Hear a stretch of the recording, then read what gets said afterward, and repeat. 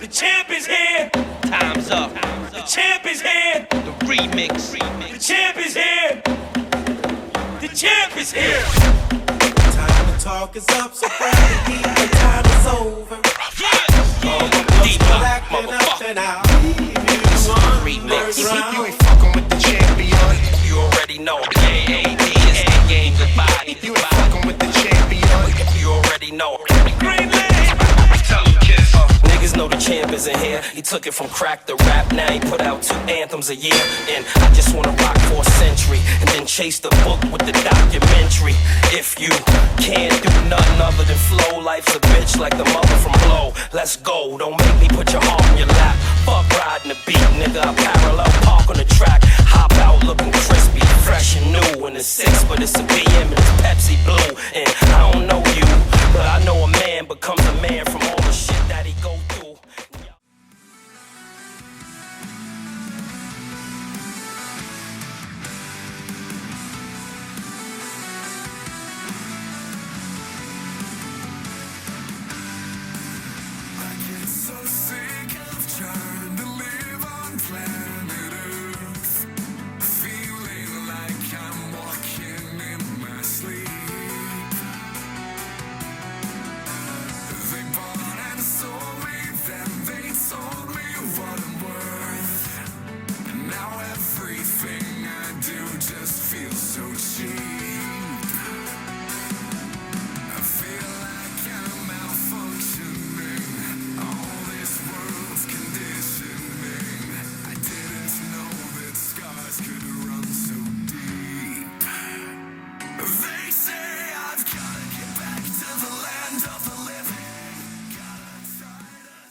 Please welcome the minimum male models.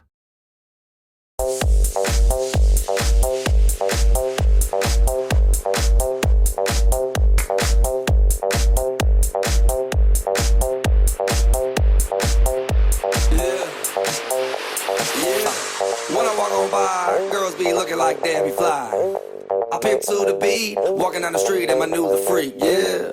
This is how I roll, animal print pants out control. It's Red Food with the big ass bro, and like Bruce Lee, I got the clout, yeah. Girl, look at that body. Girl, look at that body. Girl, look at that body. I work out. Girl, look at that body. Girl, look at that body.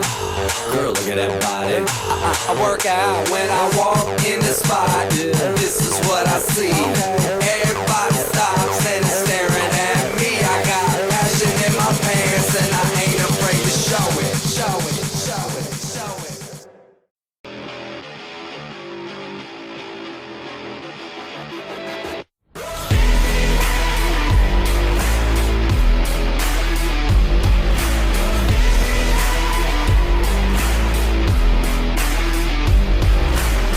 I'm a savage, I'm a fighter, making noise in the streets. Haymakers like a fire, throwing hooks to a beat. Got my finger on my pulse, it's steady. I was built for the speed. Automatic shift gears, I'm ready. Headstrong, I believe. When I close my eyes and count to 10, all I feel is the adrenaline. And when the pain begins to set, all I hear is, long live the champion. Long live the champion. Call me names, call me reckless. Crash through like a storm. Filled with fury, I'm relentless. Like a soldier at war. Doesn't matter if the world is shaking. I don't flinch, not a sound. And when everyone around is breaking, I'm a stone in the ground. When I close my eyes and count to 10, all I feel is the adrenaline. And when the pain begins to set, all I hear is, long live the champion. Long live the champion.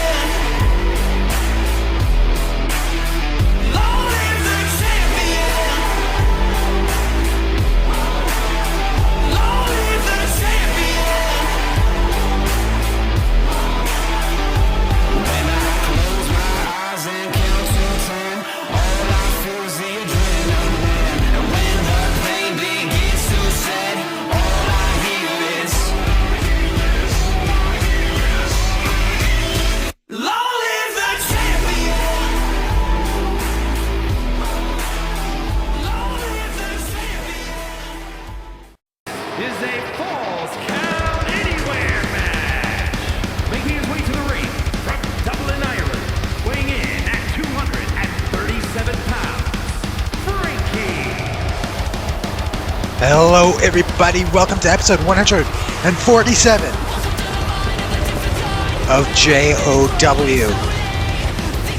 I do apologize for the mid you have to witness to kick off the show, but that will be over very quickly. Soon we'll see Ryan Warzone coming down in this rematch. Falls count anywhere. This is a rematch from 2 weeks ago. They main evented the Easter special did Frankie and Ryan Warzone. Now the rematch falls count anywhere. The better man will win, and we all know who the better man really is. How's everyone doing? It's time to face your fears, I guess.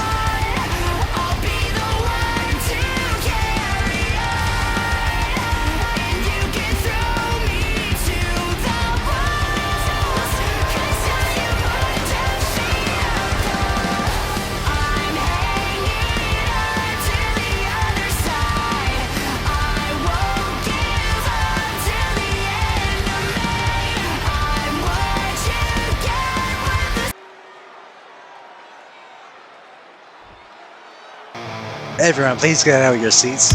Give a big round of applause for this man. One of the best, one of the GOATs of all time. Maybe I'm just paranoid, or maybe I'm just living a lie. Can't stop this screaming voice, or maybe I'm just sick inside. This is the face I hate, the other side of me. Out of this cage he breaks to take the life from me. Tell me, tell me, tell me I'm not crazy. There's a psycho in my head, I'm closer to the edge, making me feel like I'm living in misery, misery, insane. These voices in my brain, starting to feel like it's gonna be the death of me, death of me. There's a psycho in my head. Much deserved pyro there for one of the best veterans in the game, much better than Frankie ever can be, is Ryan Warzone, one of the best street fighters as well. He's in his environment, his home. This is where he thrives and where he survived his entire career. Look more pyro for the GOAT. My God. And it's really been recent that Ryan Warzone has achieved the success that he has been at the caliber of throughout all the promotions he's in. Tonight in his home field, falls count anywhere. Ryan Warzone, Frankie 1-on-1 this rematch. And Ryan Warzone is an upset Ryan Warzone. We seen that last week when Ryan Warzone jumped Frankie backstage. That was unfortunate. Truly, I was hoping for a match against Frankie. I didn't even realize that that wasn't Frankie I was fighting until like long after the match. It was actually after the show when I actually put 2 and 2 together. That wasn't Frankie. That was actually some Spanky guy. No idea how he got a contract or how he got paid, or you know, it was truly unfortunate that match didn't happen last week between me and Frankie. We've been waiting a long time. But we can see now that Ryan Warzone has been waiting a long time as well to get his hands on Frankie. After the cheap victory Frankie was able to achieve in the main event of the Easter special. And out of the gates, it's been all Ryan Warzone. It's going to stay that way. Because our upset Ryan Warzone in a Falls Count Anywhere match is a Ryan Warzone that is going to win that match. Just pounding in Frankie.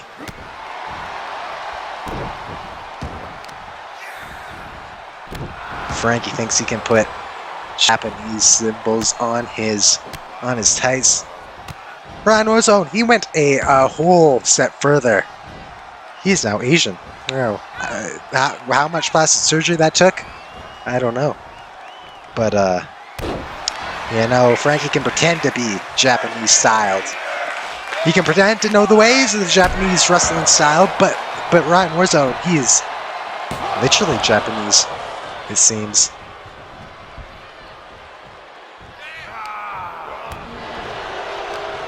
And now for the first time in the match, Frankie able to get a little bit of offense in. Super kick connects to Warzone. Nothing to worry about though. Warzone's going to be fine. But Frankie, he has been proven this year that he is capable of being perhaps a world champion. That's what he wants. That's what he's been wanting. I always knew that Frankie had it inside him. And now he's starting to prove it. Unfortunately, he's in there against Ryan Warzone tonight. He has got a very good record. I believe it's 4-0. It might be 5-0 now. I'm not sure. Or not 4-1. I meant 5-1, something like that. But he is near the top of the rankings either way. Some would say the peak of his JOW career for Frankie, getting wins over names like James Meadow and many others. That was a nice crossbody, I'll give that to him. But Warzone is back in control with a nasty looking shot to the midsection, the ribs, stomach area.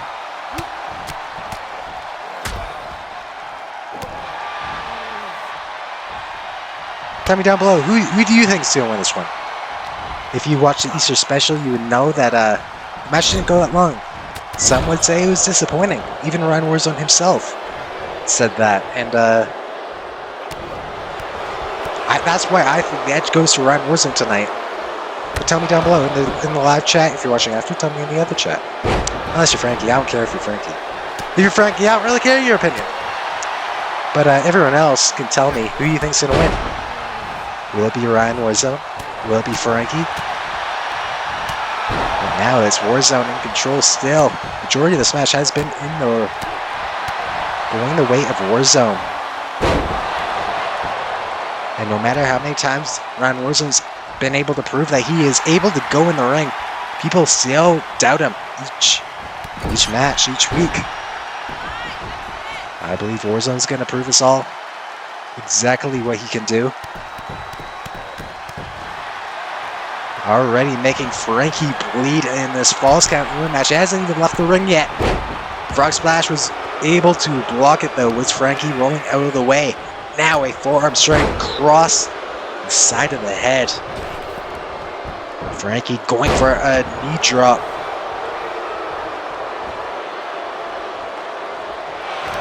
You see the blood from the right eye there of Frankie. If it gets further in the eye, and this is something for Warzone to think about, could blind him, could blind Frankie. Into the ref there goes Frankie, saving him a little bit. Catching Warzone off guard, now getting hit with a kick, but outside the ring for the first time, this falls count into a match. And this is where it's going to benefit Ryan Warzone. It's already been benefiting Warzone in the ring. I think this is all Warzone on the outside. At least until he makes a mistake. But no mistakes right now as he drives his knee into the thigh of Frankie.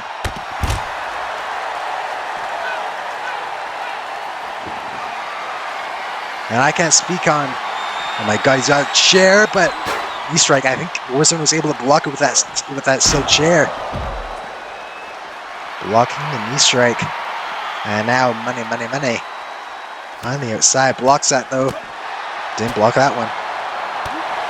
Some strikes to Frankie into the barricade with a Saito suplex. Ryan Warzone, as I predicted, all him on the outside, but not for long. Frankie turns it around, trying to silence the fans. It's not going to silence me though, but he's going for the cover. First cover on the outside. Frankie trying to steal the victory once again, but Warzone's not going to let that happen. Not twice. Leg drop to the back of the neck. And all credit to Frankie right now. He has been able to turn this one around on the outside. Street fight. Whereas a Warzone would have had for sure the advantage. Not to say that Frankie can't go on the outside. He's proven that as well, but Warzone is perhaps one of the greatest, street fighters in all the community. As proven that in CXW. He's proven that in his own promotion. And here in JOW as well.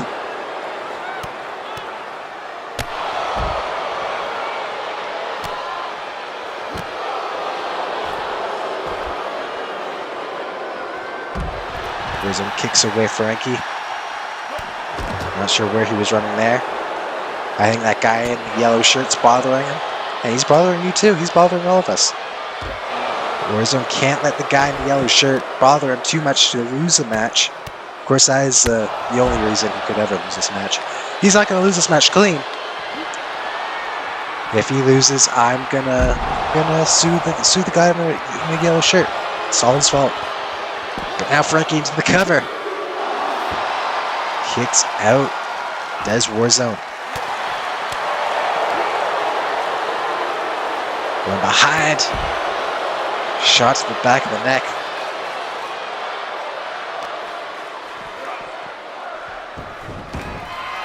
Now it's Frankie going under the ring as he looks to take the action back into the ring with a kendo stick in hand, but Warzone sees it coming. Knee strike.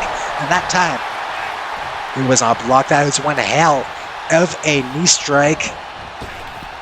And look at this from Warzone. He knows that taking it to the outside could be in his best interest, but Frankie gets up too soon. So he decides to keep it in the ring. Went for the kendo stick. Frankie able to lock in the submission instead. Center of the ring. It doesn't matter if he gets the ropes anyway. He has to fight out of this one or tap. But I think he's rolling through. And now a kick to the midsection from Ryan Warzone. But one right on back from Frankie.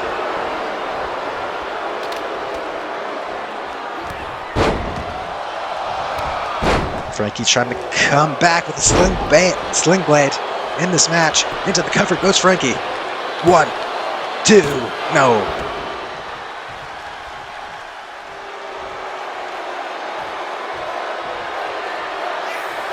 Where's Frankie going? Another knee drop. Now a standing shooting star press. I don't think any of these moves are going to end the match though. And that one was blocked. Warzone popping him up, hitting him with a hard shot to the cheek. Into the cover goes Warzone, kicking out at one, I believe, is Frankie.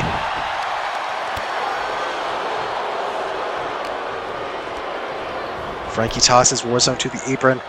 Frankie hammering in some shots and a stunner across the top rope. And it looks like a Warzone landed on that kendo stick as well.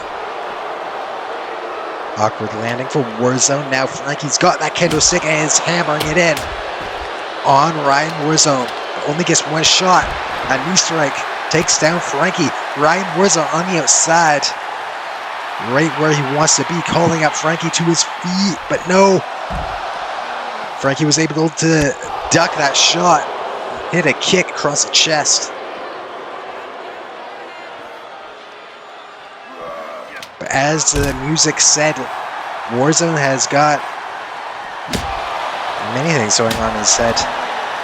He's a dangerous, dangerous man. I've been on the opposite side of the ring as him. What the hell? That referee. That referee got some moves. Someone should sign him. He just dove through the ropes. Back outside is Ref. He's taking his sweet time. Covered though, and if that had been like in time, if that was right on the money, I think Warzone had the 3 count, but only a 2 in the end, which is what matters, I suppose. Kip up from Warzone. He's still in the fight. Both men going for something, neither hitting it fully. And now Warzone drives Frankie on top of the barricades. He's loading up Swiss. Ryan Warzone is a man of every single nationality, of course. Japanese, Canadian, American, Swiss, all of the above. And tonight, once he beats Frankie, he will also be Irish. I don't know how that worked, but it'll be the case. Next time we see Ryan, he'll probably be Irish. But stopping Frankie in his tracks. Oh my God, this is good. Right on over the steel chair, hitting the 1916.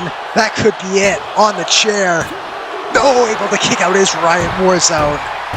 Frankie counted Warzone out there. So did I. But Ryan Warzone proving exactly why he has survived the street fights, the falls count era matches his entire career. And he's going to do the exact same thing tonight against Frankie. Now Frankie on the top rope, elbow drop connects into the cover one more time. Is the adrenaline gone for Warzone? No, he kicks out at 2. And now the owner of RWF is thinking what he has to do. What does Frankie have to do? As a former world champion in other promotions, he's got to bring that side out of him right now to take down Warzone. In this falls count in your match, he just lays in the steel chairs, but Warzone's been eating them. Tosses the chair in the face of Frankie, says, I don't even need the chair. I'm going to set you up and set you down. But look at that from Warzone, from Frankie. Rolling to the corner, climbing up the turnbuckle, up the ropes, getting to his feet.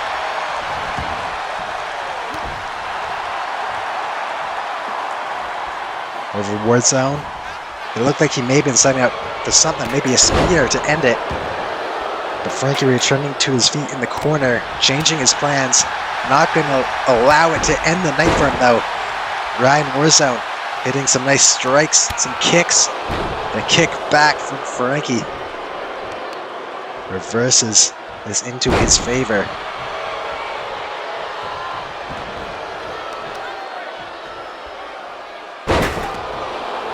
Now just working on Warzone is Frankie. And that one. I don't know. I don't. Did the ref check Frankie? I think the ref has been slacking off. There has to be something on the bottom of that foot. Because that seemed like an easy cut across the flesh from that bottom of the boot. I guess it's false count anywhere, so it doesn't really matter. Make a difference. Our audio's getting all messed up. Oh my God. Can you hear that, or is that just me?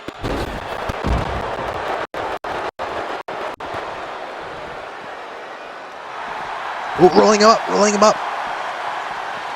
Warzone. 1. No.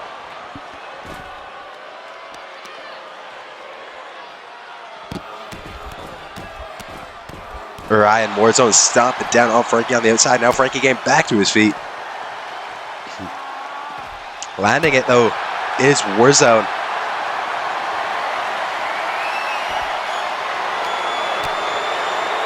This one on the outside. And Frankie is about to drop kick Ryan Warzone into the front row. However, Warzone able to keep his... Oh, that was a nice looking uppercut to the back of the head.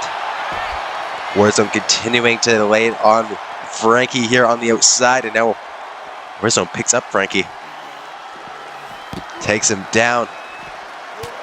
Palm strikes right to the head, right to the forehead of Frankie. Ryan Warzone on the outside. He may be bleeding, but in this falls count anywhere match, he is currently in control, but not for long as Frankie turns this around, stacks up Warzone. And now it is Frankie into the cover on the outside, but Warzone was able to kick out at 2.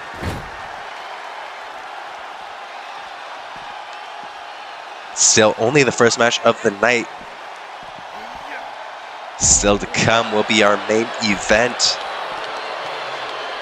So chat still. What is the main event? You know what main event is? I'm gonna be honest. You know the main event. You know the main event. I'm getting my weeks mixed up. I'm recording a lot of things today. I'd rather just say Yeah, we are all under the understanding of the same main event. I'm sure of it. I'm sure of it. I'm not thinking of last week's. I'm certainly not thinking of this upcoming week's. I don't want to say that. I don't want to spoil something and say the wrong thing. But we're thinking about something. We're thinking about the same match. I know it features Daniel Holmes.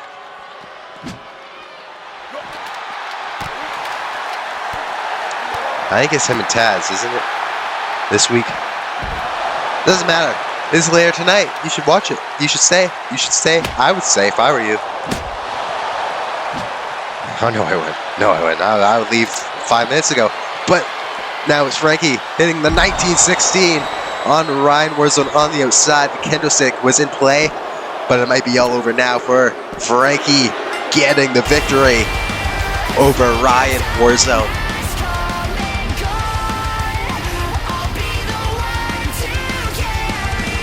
You can look back at these replays. It's Falls Count in our match. The result remains the same from the Easter special. It was certainly more of a fight though. And it is Frankie standing tall this week against Ryan Warzone.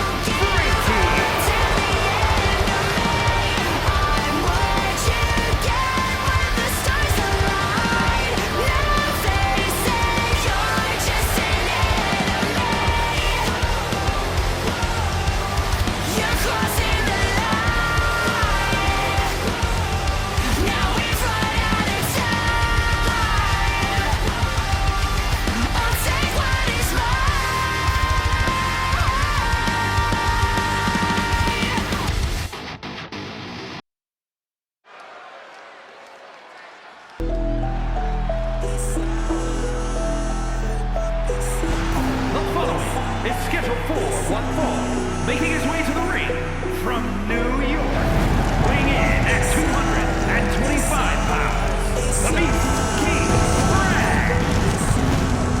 The Beast King is in the house. Brad looks to defeat the Royal Rumble winner, the man that won the challenge. Taz headed to the World Championship at War for Glory 3. As a former multi-time world champion himself, Brad looks for a huge upset over one of the most dominant men currently in JOW, and perhaps your next world champion. Guess he didn't wanna be mine. Trap jumping, only love me for my B-side. I was nothing, now I'm buzzing like a beehive.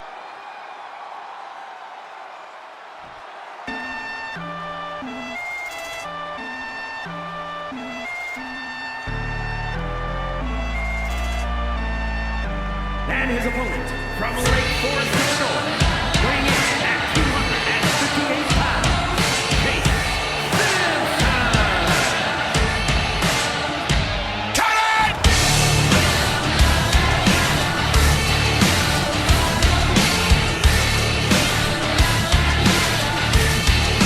Let me tell you, I'm vicious, not passive aggressive.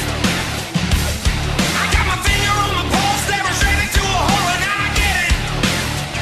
And I'm a savage, it's automatic. I got a way of making noise, the power to destroy, no static. 'Cause victory is all you need, so cultivate and plant the seed.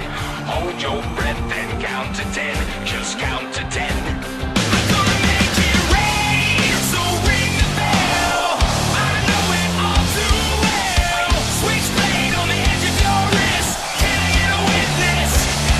'Cause agony brings no reward for one more hit and one last score. Don't be a casualty. Cut the cord. Cut the cord. You gotta feel courage. Embrace possession. If it was easier to share. Alright, this is only the second match of the night, but it's a big one because Brad, the Beast King himself, takes on Chance Still, the Royal Rumble winner.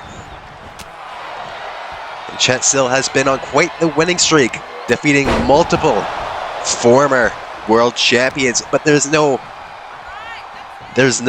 former world champion quite like the Beast King Mr. Brad.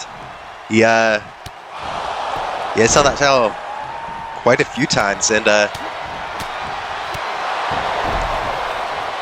brought that title into many big time matches.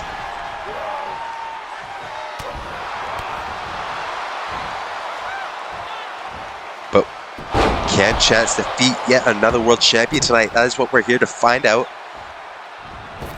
We're also here to find out what Brad can bring to the table. Maybe he could defeat Chancel, cause a huge, it would be a huge loss of momentum for Chancel if he does lose this close to Born for Glory. We are only a few weeks away now from the biggest JOW pay-per-view of the year, maybe of all time. King Brad took a hard spill to the outside there. Chancel, full control.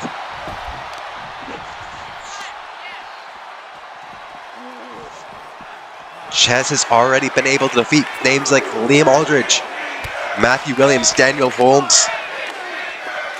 And that list continues to grow. It's fought Jackson Daniels as well. All the great world champions. But this may be one of the hardest ones he's had. It's Brad, ever since the very start of JOW, Brad has been a main eventer. He has held that world title. He has held a lot of things. He's held a lot of titles here in JOW and outside of JOW. Tonight, he fights a man that he knows quite well. Brad does. A man that has held his own company's world title, I believe. I believe it was a world title. Chance, of course, represented ECW, Brad's own promotion, in the COG Community Cup back last year. So there's certainly a respect between these two men. But that respect's not going to get in the way of the Beast King of winning this match. Could argue that this is a much needed win for Brad. Currently doesn't have a guaranteed spot at Born for Glory.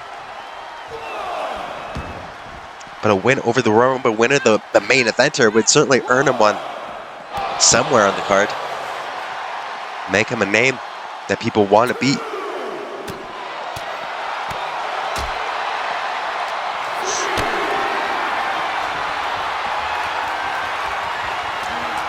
And now Brad, hitting some punches and a kick, takes down Chancel.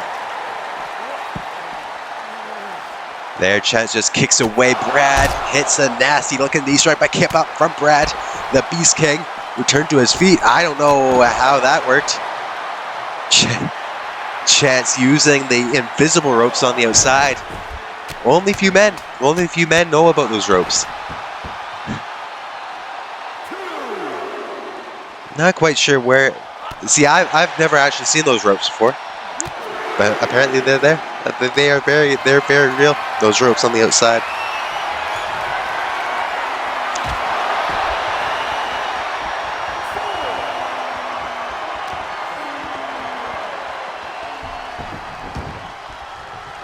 A little different.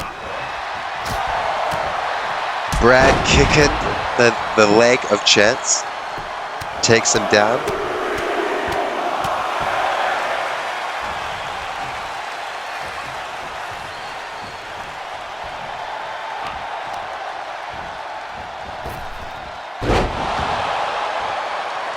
Face first goes down. That makes sense. Face first goes Chance down onto the mat. And now Brad using the ropes for the lethal. I was trying to think of something that'd fit more with Brad. Didn't think of anything. But Chance there coming back into this match. And now some hard strikes to the nose of the Beast King.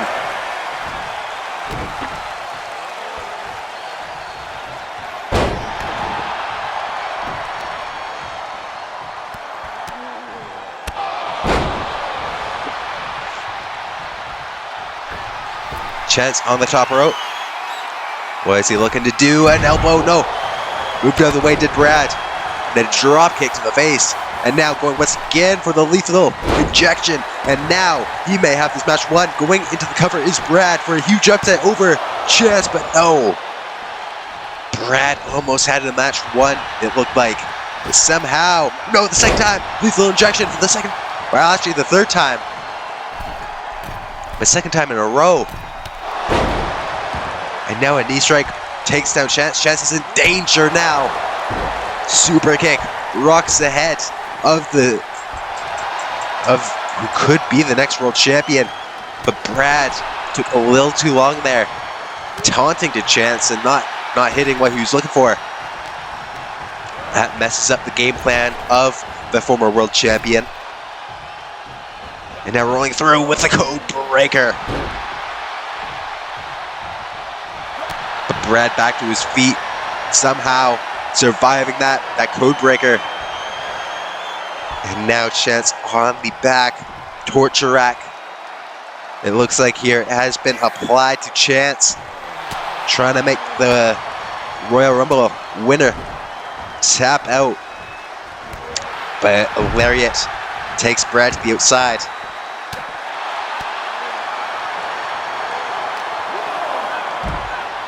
And now on the outside, some strikes from Chance.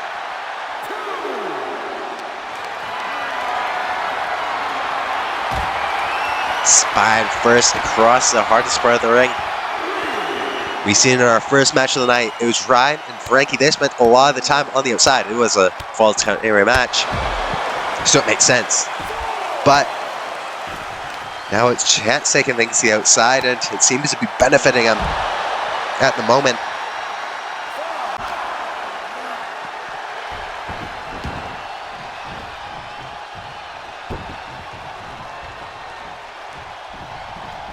And now back in the ring, the match goes, and Chance still might have been going for another one of those code breakers or something there.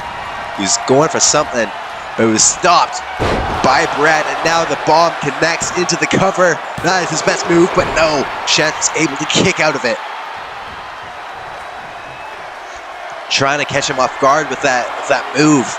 He's gonna need something else, or maybe just hit the same thing twice, and that's it. No, Chance is able to roll through, cover Brad, and maybe able to steal it. No, Brad is able to kick out, and Brad, no, this isn't good. Getting hit with the bro mission. This is not good for Brad, but he's able to survive it. Very few men able to survive that move. That's the move that Chance uses to end the majority of his matches. But at this point, both men have been able to survive each other's best moves. Into the cover goes Chance, but Brad's still in the match.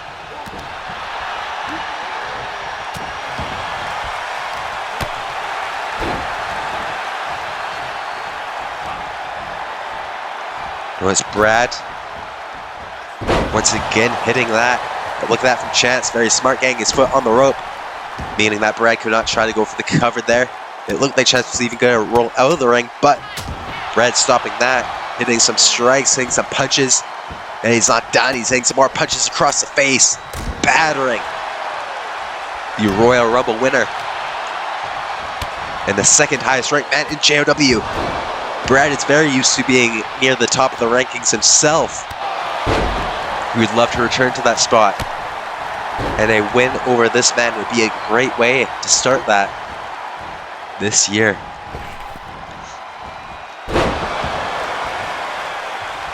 Into the cover goes Brad. 1, 2, kick out at 2.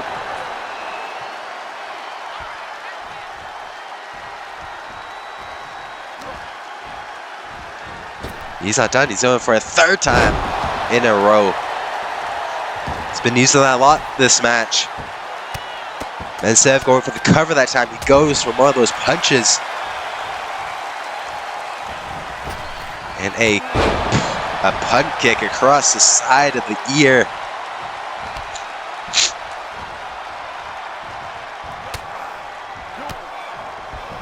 Nice combo from Brad, the king of JOW, the Beast King.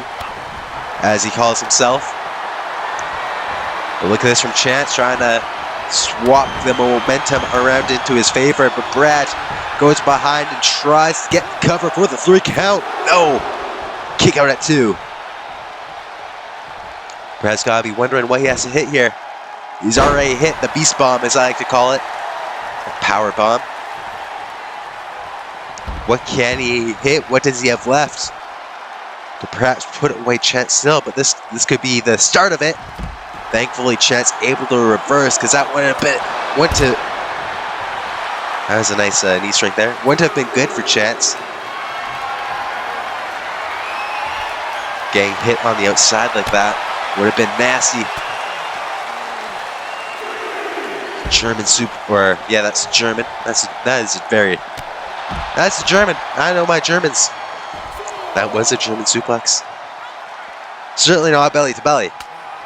2 very different moves. Of course, not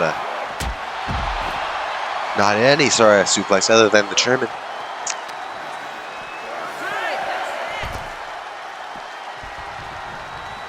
Chaz returns to the ring, could be looking for a count of victory. Might be what it's gone down to in this match.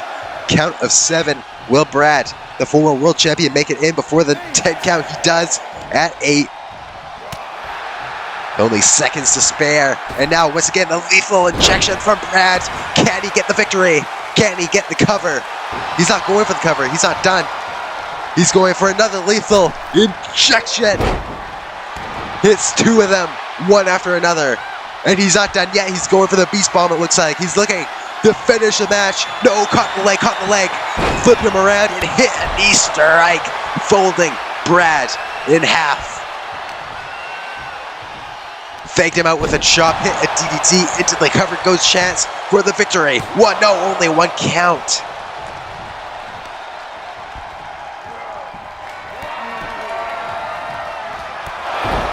And my God, what a match this has been. And Chance is looking to end it. Centering Brad.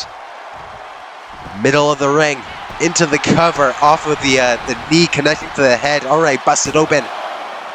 But only a 2 count. My God, and rolling out of the way. Out of the ring. But look at this. Chance dives to the outside and crashing onto Brad. I'm sick here on commentary. I'm still here though. A sore throat, but this match certainly not what the doctor would have prescribed. I'm not going to be able to talk after this one. Probably not going to be able to talk after this match, which isn't going to be good for the rest of the show. Only our 2nd match. Well, this has been a banger between 2 of the very best in JOW history. Brad, of course, a multi-time world champion, as well as tag team champion. He's done it all here in JOW. And Chance is looking to add to his already prestigious career at Born for Glory 3 when he takes on Penguin Taz. Taz Hendricks. He is very angry when you call him Penguin, which is understandable. I wouldn't like to be called the Penguin either. It was his name though, so maybe you should have called yourselves something a little more threatening. I don't know. That's just what I would have done. But look at the face of Brad right now. It's all busted open and bleeding. I think Chance may have some blood as well. But Chance into the cover. 1, 2, no. Chance looks to be bleeding, I think, either on the eye or the nose. Brad also bleeding around the eye. I mean, every match that Chance has been in this past year actually, so far this year, it's been a bloody mess most of the time. He's wearing an eye patch for a large part of his year here in JOW, his early couple weeks of the new year. Oh, and that's it. The Bro Mission ends this one. And another former world champion added to the list that Chance has been able to defeat. If he can keep this up, with only, 2 weeks, I believe, actually. We're not far away. 2 shows until Born for Glory. Well, 3 if you include Born for Glory.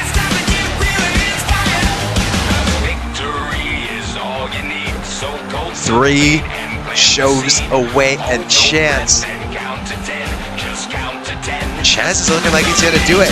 I mean, he can't get out of Taz, but Chance has been through war.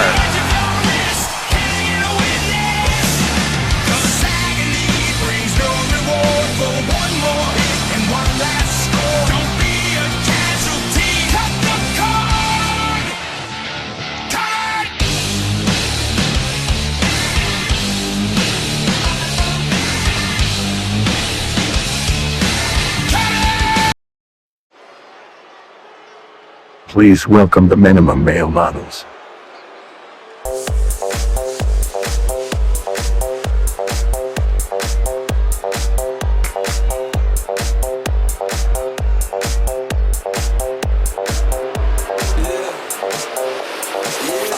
When I walk on by, girls be looking like Debbie Fly. I pimp to the beat, walking down the street and I knew the freak, yeah. This is how I roll, animal print pants out control. It's Red Bull with the big ass bra, and like Bruce Lee, I got the clout, yeah. Girl, look at that body. Girl, look at that body. Girl, look at that body. I work out. Girl, look at that body. Girl, look at that body. Girl, look at that body. I work out when I walk in the spot. This is what I see. Everybody stops and is staring at me. I got passion in my pants and I ain't afraid to show it. Show it, show it, show it. I'm sexy and I know it.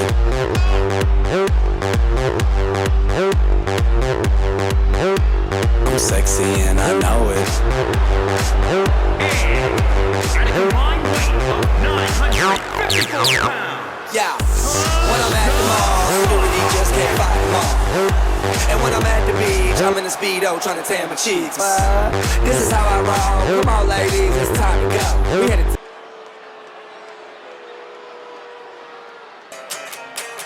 trying to fucking record this.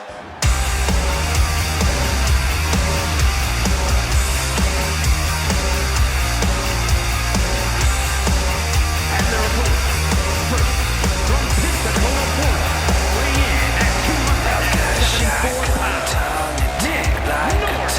I'm all black everything.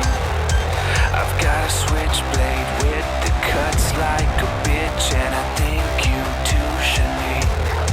I wanna break free from my humanity. I wanna release the animal in me. Break free your curiosity. You're gonna give me what I need. I've got blood on my hands, no guilt on my conscience. The war in your past, the sex in your violence, all of the flaws, I wear it with honor. And from Brooklyn, New York, weighing in at 203 pounds, Goldman, Michael Sparks.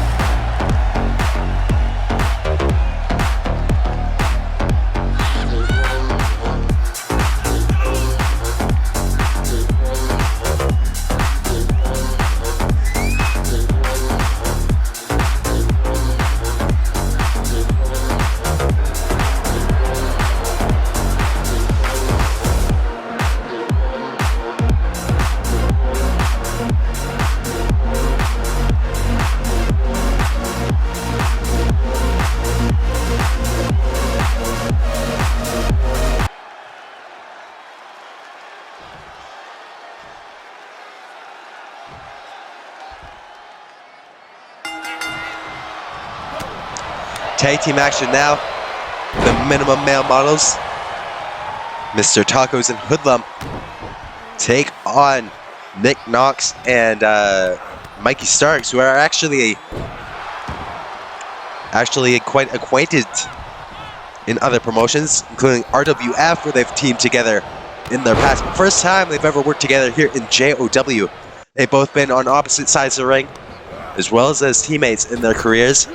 Know each other quite well, and both have a hatred for this man in the ring, Mr. Tacos, the Taco God, who tries to steal the victory early on here. And actually, Tacos has been on quite a winning streak, defeating Mikey Starks last week. Now looking to get a tag team victory with Hoodlum. It's Knox and Mikey. It was only, what, a month or two ago that Knox and Hoodlum were actually teaming together to take on the minimum male models. After that match, though, Hoodlum decides, hey, I'm going to join these guys. They're pretty well dressed. They're pretty cool. So he joined them. Was it a good decision for his career? Who knows? Well, I guess we're going to find out tonight if he can win. He was spitting blood. I don't know why. He didn't really do anything yet. He just tagged in. Hasn't been that physical.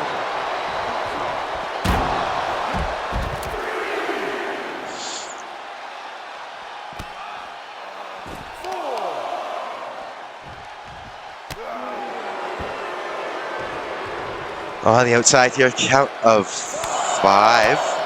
There we go. Count of 5 on the outside. And Hoodlum is going to use that 10 count, or as much of it as he can, to try and inflict damage on Knox. Knox are able to turn it around, not for long though, because Hoodlum hoisting up the bigger man. Knox actually off of a loss against James Meadows after last week.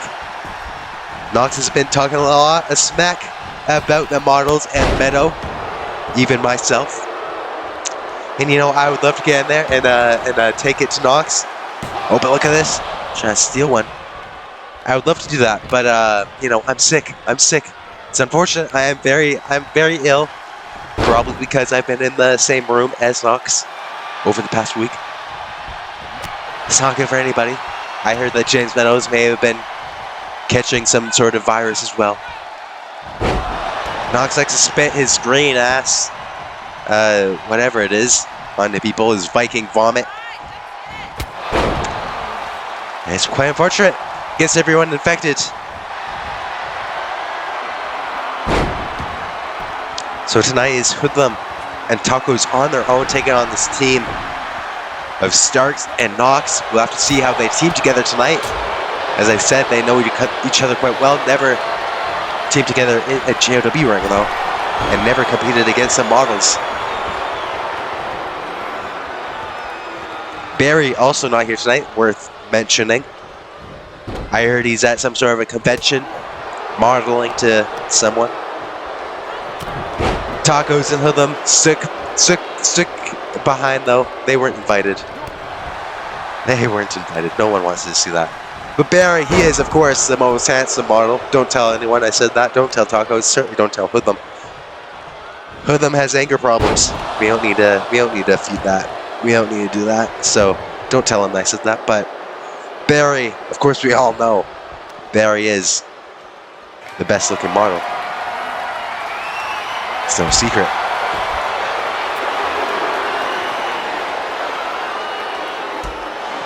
Tacos there, a little too much time hyping himself up. Starks taking control, but not for long. Tacos tosses it back in the ring. Now Starks trying to make the climb. Tacos lets him slide past him, doesn't see Knox behind him. Turn around, your lovers in the ring. Cutter there from Knox. Is of course a beautiful bromance between Mr. Tacos and Mr. Knox. Now they may not publicly be, you know, a couple, but I think we can all see what's going on behind those beautiful eyes of Knox and Tacos. There's definitely something cooking behind closed doors, that's all I'm gonna say.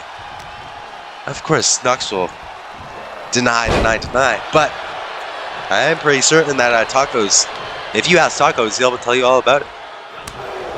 But they might even be involved, I don't know. I don't judge if, you know, 3 ways, 4 ways. Who am I to judge?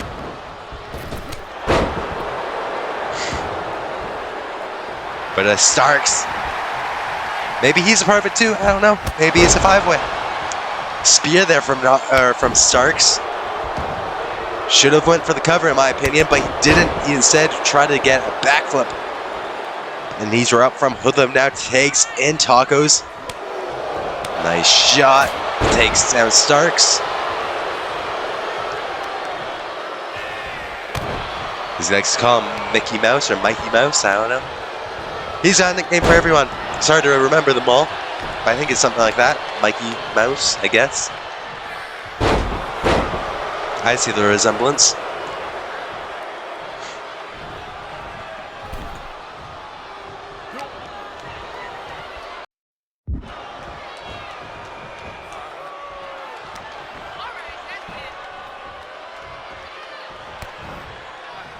Starks now getting hammered with some of those knee strikes, and Hoodlum's locked down. He's going for another one. That takes Starks tumbling down like Humpty Dumpty. Speaking of Humpty Dumpty, here he comes into the ring. Everyone's favorite Humpty, Mr. Tacos. And he didn't do much. He was just kind of standing there waiting for the Starks to hit that. Interesting strategy. But hey, he's a former tag team champion as Tacos, so I won't question it. And who knows, maybe him and Hoodlum, him and Barry, who knows? Maybe the models are the next tag team champions here in JOW. I doubt it, because I think Proof of Prophecy are going to take it at BFG 3. Been the off chance that they do not do that. And Los Husco Gamos retain. You know, maybe they're the next ones in line. Maybe they're the team that does it, especially if they can win tonight. Or maybe this team between Starks and Knox will not be finished after tonight. Perhaps they go for some tag team gold. Nice kick out there from Tacos. Oh, we're going from behind. Starks seeing him coming though. Stopped all that momentum from Tacos. And stopped it again with a spear, cutting Tacos in half. God damn.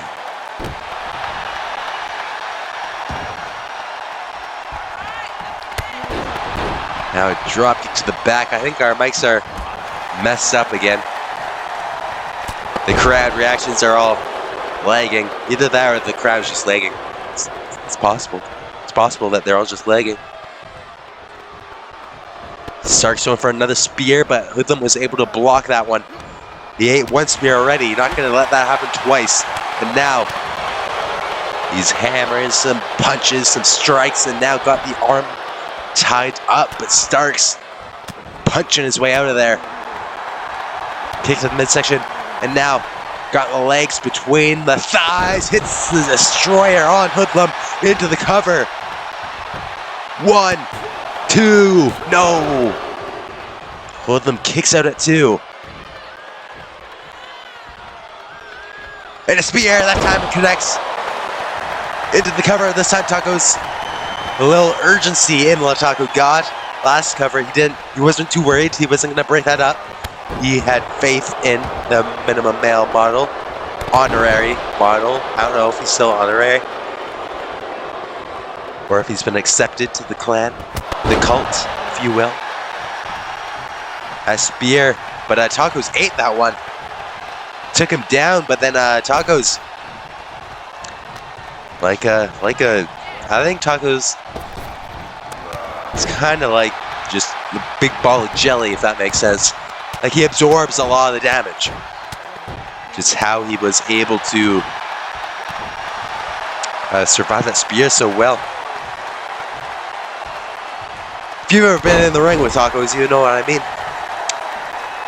You can hit him with a bunch of things, but then he's just kind of flopping around, gets back up. Gotta cut him deeper than that, and now Tacos plants Starks. Pancaked him, and that was super kick. I've never seen that from him before. Now Hoodlum back in the ring, rolls through, code breaker.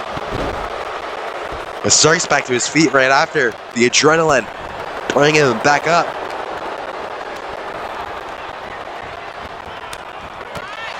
And now it looks like Starks into the cover. 1, no. Someone fix these mics. You know what it sounds like? It sounds like, you know, when you talk through a fan. You know what I'm talking about. Sure you do. When you talk through a fan, it sounds like a robot's voice or whatever. It's kind of what's going on with our mics right now. Got that goddamn AEW mic quality going on here.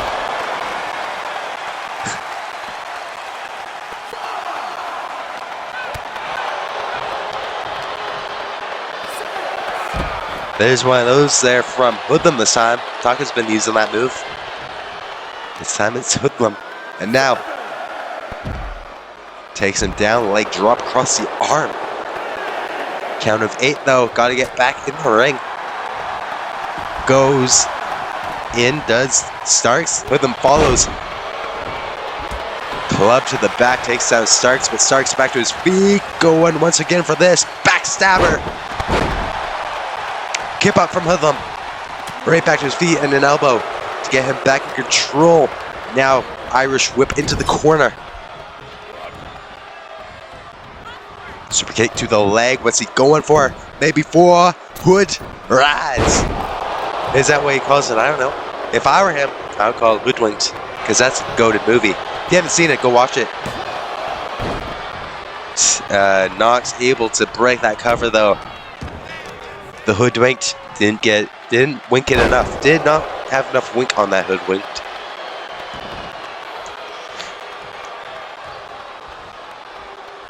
Tacos takes back in, and not a good position for Starks. You never want to be in that position when you're in there with Tacos. If you know, you know. If you fought Tacos, you know what I'm talking about. He likes to load up that taco stench. It's a fate worse than death. I've had to witness it more times than I like to admit. Starks doesn't want to feel that. Starks doesn't want to go through that. I can promise you that. It's not a pretty sight. It's not a pretty sight. Into the cover though, and Knox flying in out of nowhere. But Taco's just using that weight, stepping across Starks.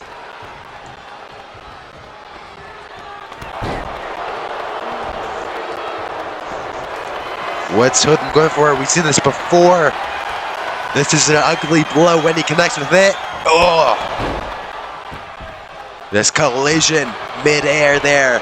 1, 2, this could be no. Knox is able to break it. Tacos did his best by standing there. Didn't really do much to stop Knox though. But he tried. That's all we can do. That's all we can do at the end of the day is try. Starks lands on his feet, takes Hoodlum for a ride. Now face first. Canvas. Tacos gets the tag in, and now goes behind, trying to make Starks go night-night. But a body shot from Knox breaking the hold, and Tacos isn't happy with that. He's going after his one true love. But hey, sometimes lovers fight. Sometimes family fights. That's what we're seeing right there.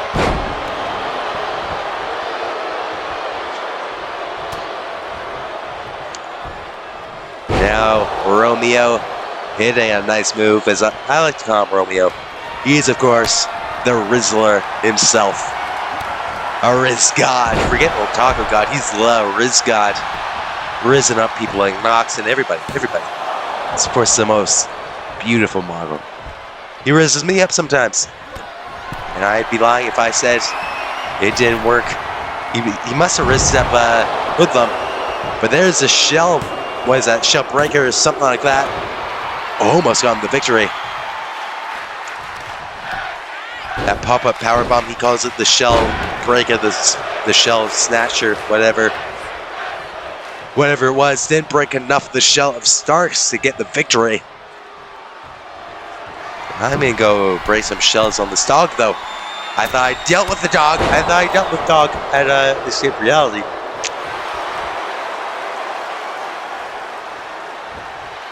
With them going up top.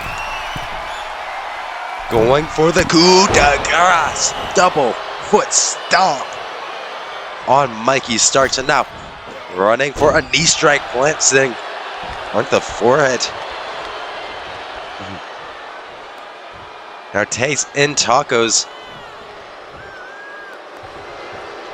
He's calling up Starks, then look at the face of Starks. It's all busted open, he's all bloody.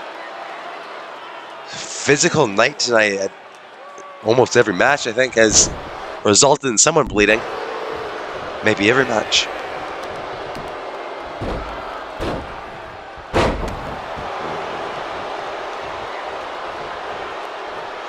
Takes in Hoodlum.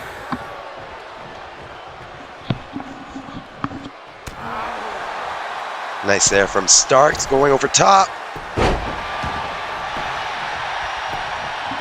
Into the cover, 1-2.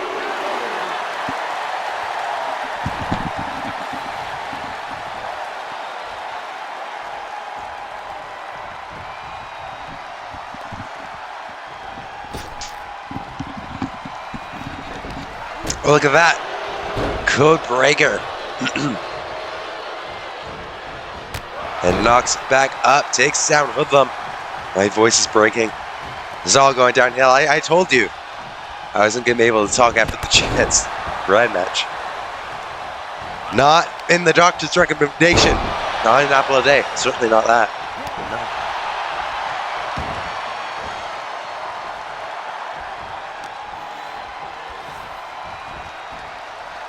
Speaking of breaking, look at the physicality of this match. Hoodlum's skin is breaking there. He has begun to bleed just like Starks is. And now double team there from Starks and Knox. Hoodlum has fallen to the floor.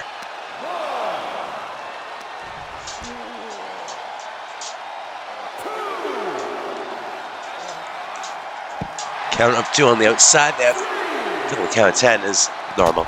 Not that that's any different, or that anyone here wouldn't know that. I would assume that you'd all know that. I would hope so. If you didn't know that, then it's kind of sad. Either that, or you just stumbled across this video somehow, which I feel sorry for you. If that's the case, I'm very sorry. Someone from like, I don't know, someplace doesn't know what wrestling is. This is their introduction. Mr. Tacos. Mr. Tacos, of course, is the pinnacle and the blueprint for professional wrestling.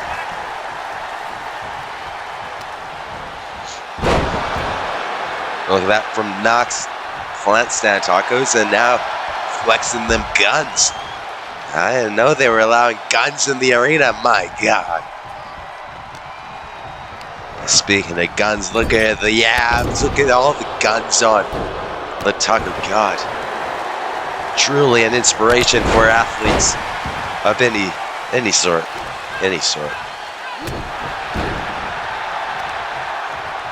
Mr. Knox may be tall, may be strong, may be a monster. But Mr. Tacos gets those W's, unlike Mr. Knox, who got a big L after losing to James Meadows last week. But Mr. Tacos was able to defeat this man in the ring right now. Whatever that was. What's it called? I said it earlier. I don't know. You know the name. You know what I'm talking about. You get the point. You get it.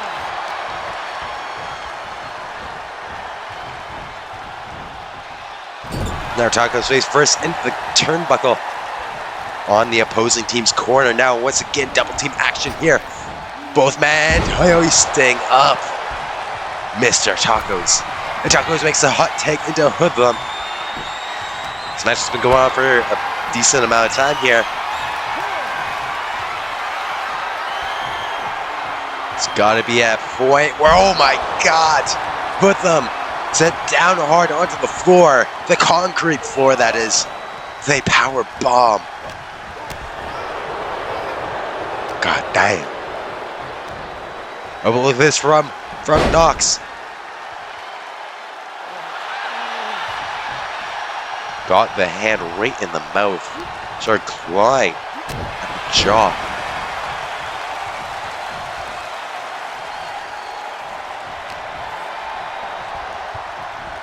Now it's Sox. Put them in his corner. Takes in Starks. Maybe once again looking for the double team. This time a little different though. Who's in? the smaller man on the team to throw and use as a weapon, and now starts taking out Tacos as well. They're looking to dominate the minimum male models. Starks takes out both men, and now, as Hoodlum returns to the ring, Starks is able to catch him and cover him to win the match. No one to break this up. 1, 2, no! Shoulder up from Hoodlum to break it at 2.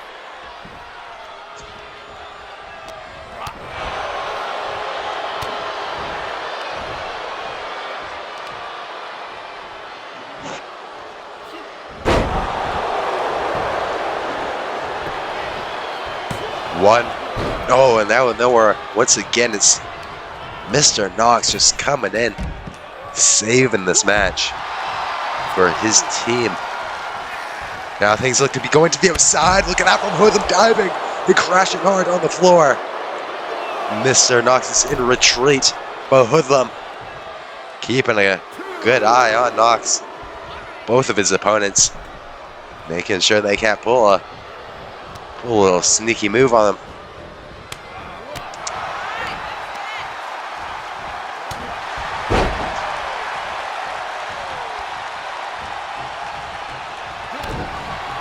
Kick to the midsection there from Starks. Maybe looking for the Rochambeau. Connecting and into the cover. Ref taking a bit of time, but into the cover now, and Taco's able to break it up before the 2 count. Starks is wearing down Hoodlum here. It's not looking good for the second destroyer. Connecting on Hoodlum into the cover goes Starks. 1, and again Tacos comes in and saves this match. But Mikey's not going to let that happen the 3rd time as he takes Tacos to the floor. Now, can he put away Hoodlum? No. Hoodlum reverses. Strike from Hoodlum to the jaw, to the cheek, and now up goes Starks for a delayed suplex, but before able to capitalize on it, able to get behind his Starks. Now takes in Knox.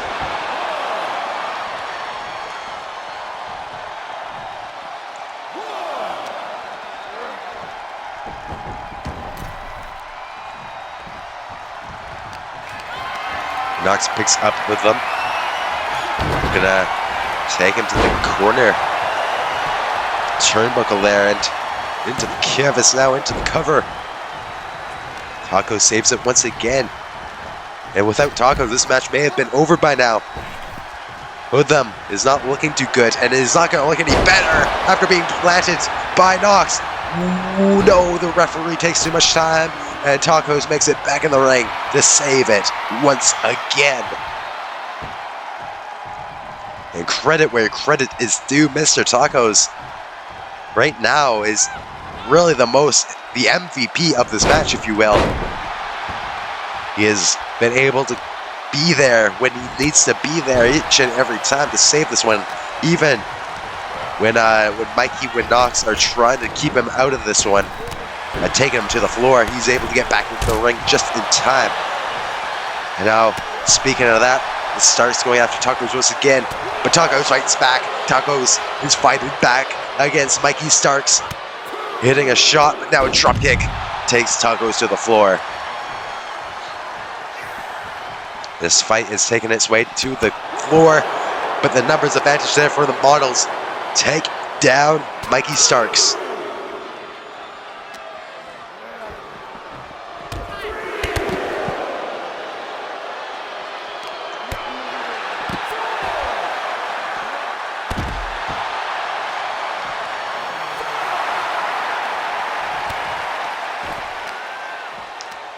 First time Hoodlum and Tacos are actually teaming together in an official match. Of course, Hoodlum has been sitting ringside for a lot of the Triple M's matches recently. Count of 7. Was that a spear attempt? Tacos, I mean, Baja is like a brick wall. Meanwhile, on the other side of the ring, Knox takes care of Hoodlum, keeps him at bay for Starks, but Hoodlum in control, planting Starks 2, 3. No, that's it. That's it. That's it. I'm sexy and I know it. They are sexy and you know it. The Minimum Male Models win their first tag team action ever as a team, Sexy and I as a faction, as a trio. The Minimum Male Models are successful for the first ever time. Yeah, when I'm at the mall, security just can't fight them all. And when I'm at the beach, I'm in the Speedo trying to tan my cheeks. This is how I roll. Come on, ladies, it's time to go. We headed to the bar, baby, don't be nervous. No shoes, no shirt, and I still get service. Watch. Girl, look at that body. Girl, look at that body. Girl, look at that body. I work out. Girl, look at that body. Girl, look at that body. Look at that body. Girl, look at that body. I work out when I walk in the spot. This is what I see. Everybody stops and is staring at.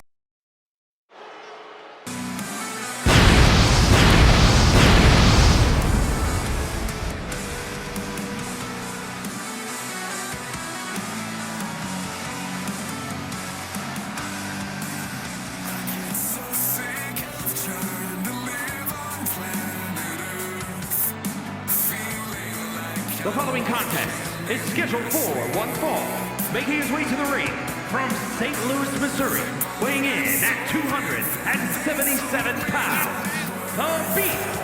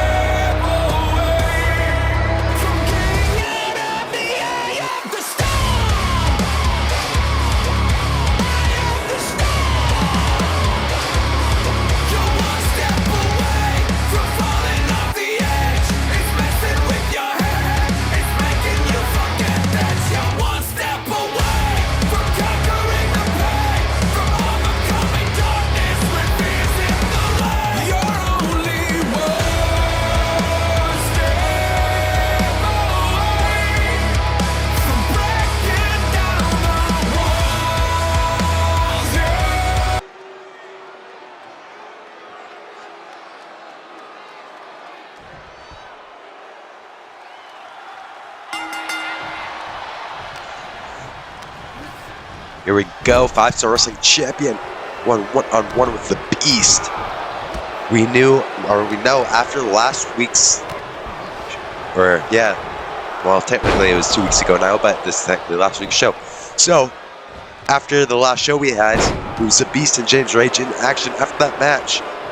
it was decided that the Beast was actually the guy that stole last week's show, meaning that he is now the first official challenger for Jackson Daniels' 5-star wrestling championship at Born for Glory, the 5-star ladder match. There will be another chosen after tonight's show, with still a few shows to go tonight. We've already seen quite a few, and they've all been quite good matches. So, you know, if you're like someone like Brad, you don't even have to win the match technically. So someone like Brad might be looking to get into that match, and we've still got a lot more matches to come tonight for all of those talents and all those competitors to perhaps earn their way into Born for Glory in that 5-star championship ladder match. Nice there from Daniels, but now getting snapped back onto the concrete floor. And the Beast right now got Daniels all tied up and stomping on the shoulder, on the arm.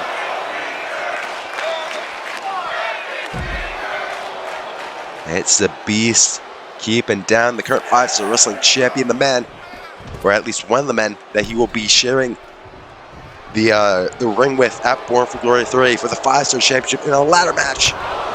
Big knee strike there from the champion, though. The Beast actually undefeated this year.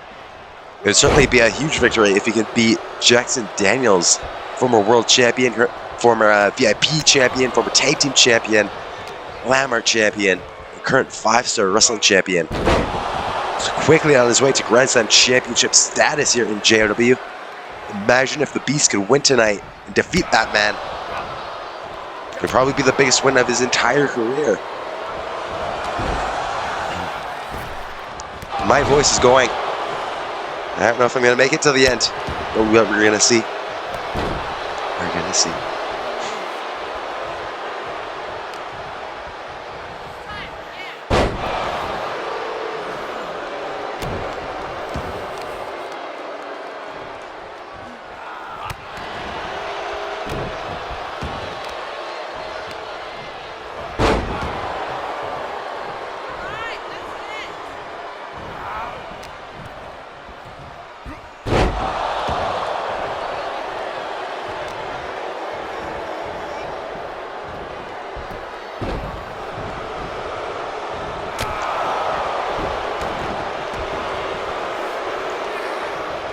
Nice there from Daniels. He's currently standing tall over the Beast. MP. Double foot stomp there to the Beast. And now going for a suplex. Nice suplex there from Daniels.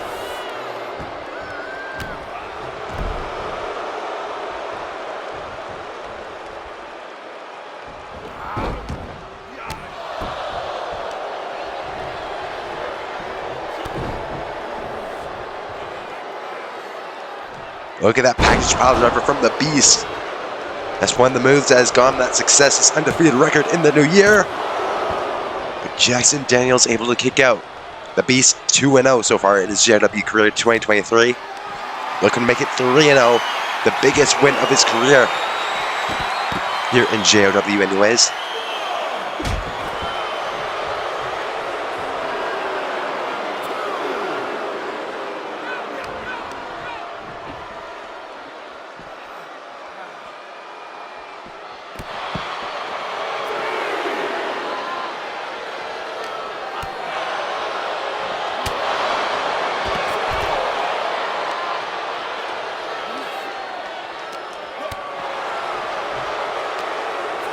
Count of 5 tosses Daniels in the ring there, does the Beast. Now count of 6. Block that one, did the Beast. And an uppercut from behind.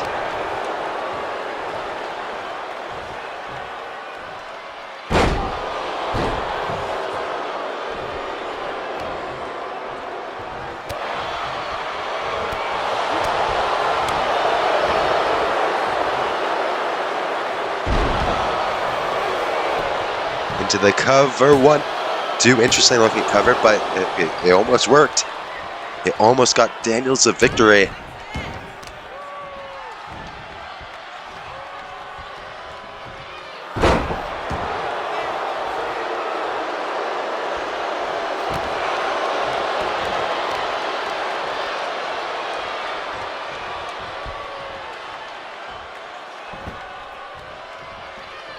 Now Daniels is looking to end this and get the victory as he goes for his finisher. The submission specialist is looking to tie up the Beast, who is a great technical wrestler himself, and he's able to get himself out of the submission hold. Now with a float over DBT. Oh, but right back to his feet is the champion with a knee strike, takes down the Beast. Daniels needs to win this match in order to prove that he will remain champion come Born for Glory, that he will not have to lose his title to only his first. This is only his first challenger. I mean, if he loses tonight, what are his chances when there are 4 more? Actually, 3 more, I should say. 5 men in total come Born for Glory for the 5-star championship in a ladder match.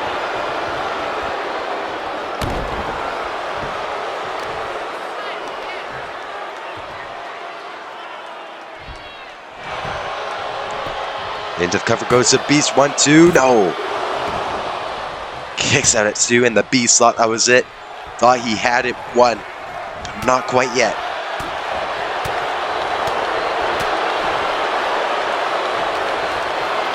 Daniels sliding behind on his feet, and now planting the Beast.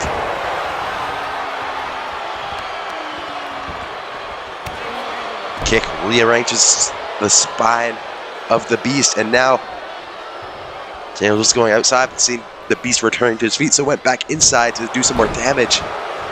Knee first to the spine. Now Daniels tying up the Beast in an awkward position, trying to make him tap out.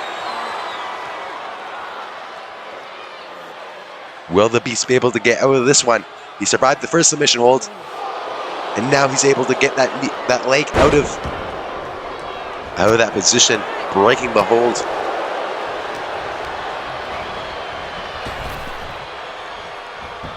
Neck breaker from the Beast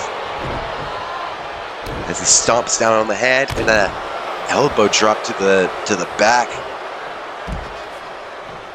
Daniels back to his feet as well. This time on the floor, they're fighting.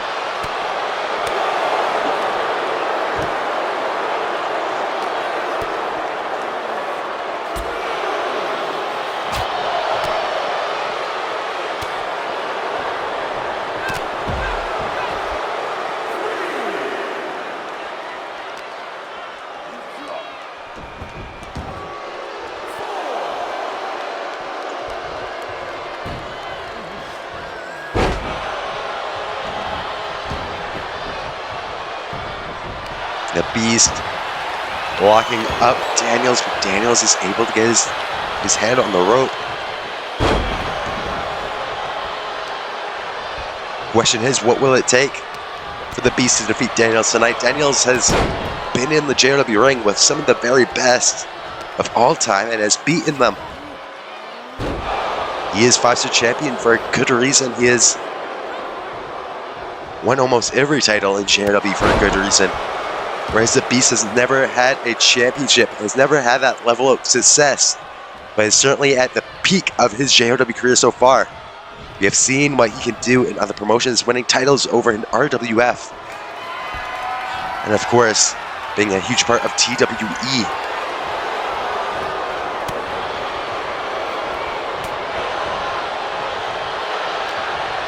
The Beast was able to duck that chop, and now, look at that, the power.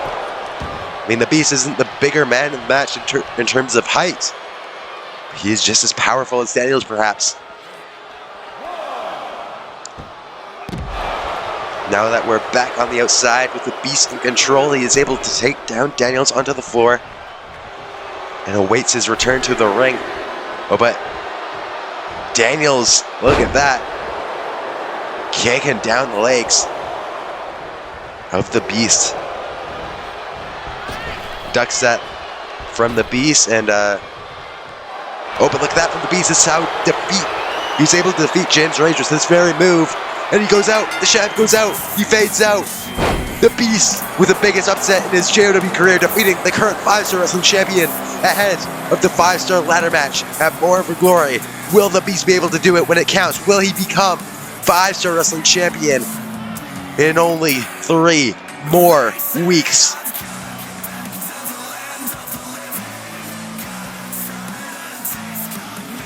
What a victory for the Beast tonight. Here is your winner, the Beast.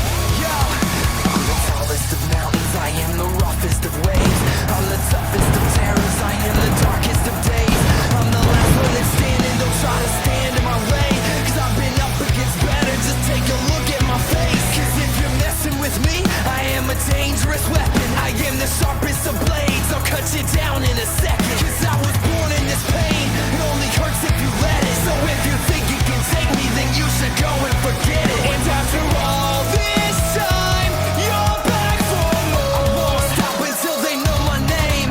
So I'll take what's mine and start this war. I'm coming at you like a tidal wave. When everything you know has come and gone, your lowest dying rising high, only scars remain of the world. We'll find in the ashes, souls in the sun. When there's no one left to carry, yes, it's an illusion. Open up your eyes, there's pain. I can't resist, but that's what it takes to be infinite. So look around you and tell me what you really see. I never been, and that's the difference in you and me. Cause when your time is up and everything is falling down, it's only me and you who is gonna save you now. So look around you and tell me what you really see. You live a lie and that's the difference in you and me. I have the power, let me show you. Rising high, only scars remain of the world. We'll find in the ashes, souls in the sun. When there's no one left to carry, yes, it's an illusion. Open up your eyes, there's pain. I can't resist, but that's what it takes to be infinite. So look around you and tell me what you really see. I never been, and that's the difference in you and me. Cause when your time is up and everything is falling down, it's only me and you who is gonna save you now. So look around you and tell me what you really see. You live a lie and that's the difference in you and me. I have the power, let me show.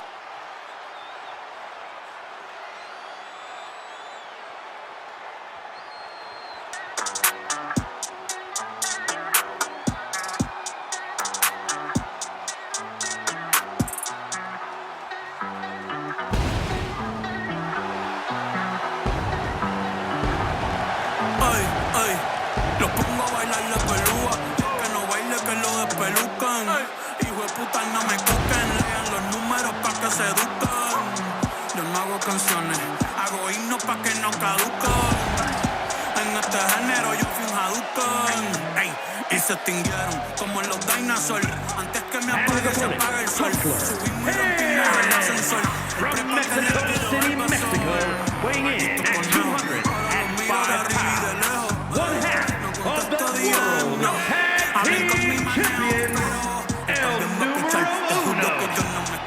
pichar, ey. Le metí hasta mi clutch. Ya me aburraste chichar. Y yo sí soy Milly sin usar Richard. Yankee se retira y vamos a switchar. Voy a ser el jefe, me van a fichar. Mi nombre por siempre se va a escuchar porque estoy en mi pick. Estoy en mi pick. Soy un rey, campeón, busca el team. Estoy en mi pick. Estoy en mi pick. Mírame lo que me convertí. Le molesta mi premio de compositor, pero es que ya nadie compone ninguno. Esta gente escribe sus canciones, solo se emocionan. El disco más vendido de este puto año. Lo llevé para la escuela, todo el mundo tratando de hacerle secuela. Siguen en la fila, nadie se me escuela. Chequi morena, chequi morena,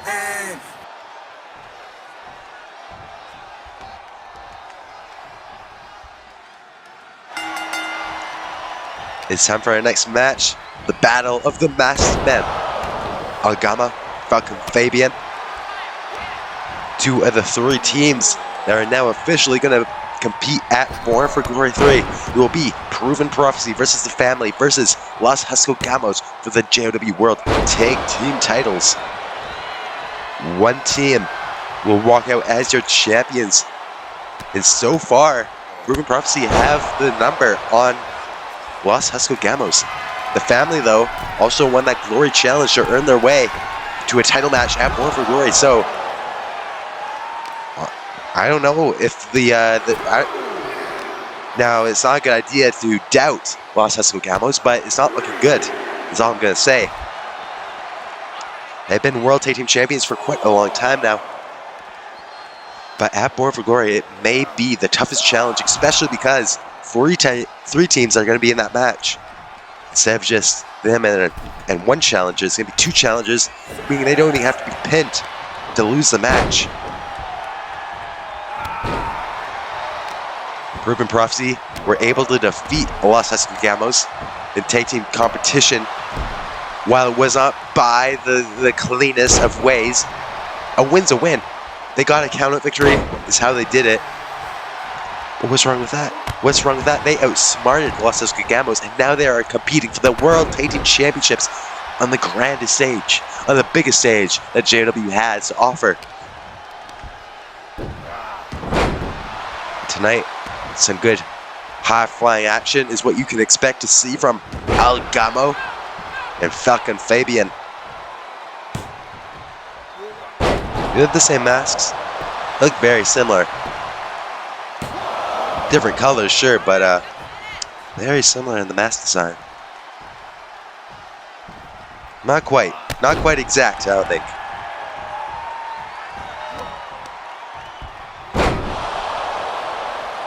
Chris Liam Gaming and Husky Gemini are ringside for this match. Normally I would also be ringside for the match, but I decided, you know, I'm sick. And honestly, going out there with Husky, probably not good for my health. Probably probably for the best not to go out there. You know, Husky, he's not the most pleasant, you know, scented, is probably the politest way to put it. And he eats a lot of things. He's sick most of the time. Either, you know, like physically sick or mentally ill. And I just prefer not to be around him, especially in the condition I currently am in. So I'm going to be watching from the back, but Liam Gaming got this covered. He's got to make sure this is a clean cut, because you can never trust Husky Gemini. He's just a troublemaker, this Husky. He's always trying to cause trouble, this Husky. Whether it be in catering, whether it be in the ring.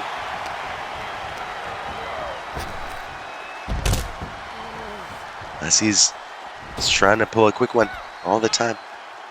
But Gamo, early on into his JOW career, before even teaming with Husky Gemini, he was a great force in the singles division. He was able to defeat names like King Ninja, one of the very best, the only Grand Slam champion in JOW. And Gamo was able to defeat him before he retired from competition here in JOW.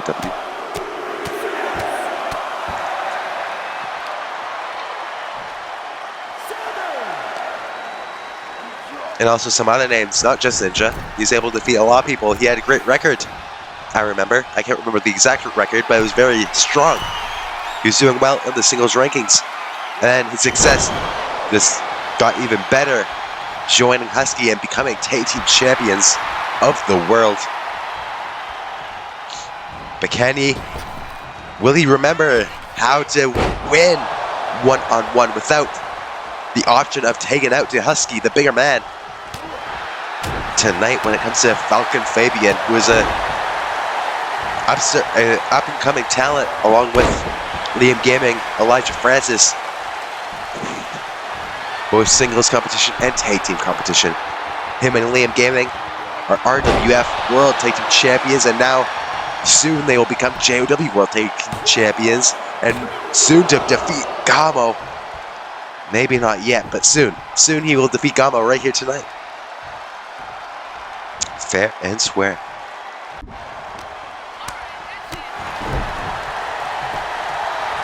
Into the cover goes Gamo. He's not going to get a win off of that, though. Silly cover. Silly cover. Thought that kick was going to do it. What a buffoon. Into the stunner goes Gamo. I think that may have been the second time Fabian hit that move.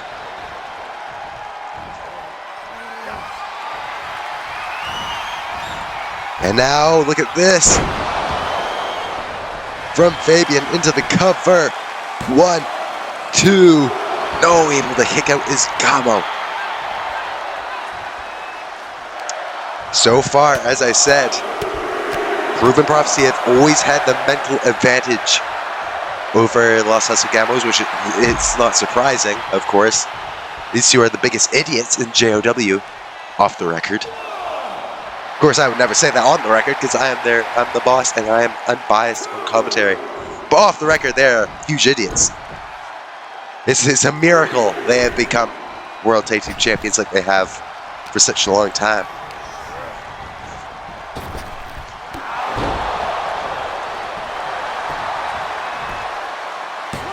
One, two, kicking out at 2 is Gamo. In case you don't know who's who, because they do look fairly similar, the guy in the green is El Gamo, and the guy in the purple is Falcon Fabian, but right now it's Gamo going for the cover. 1, 2, no. The battle of the masked men.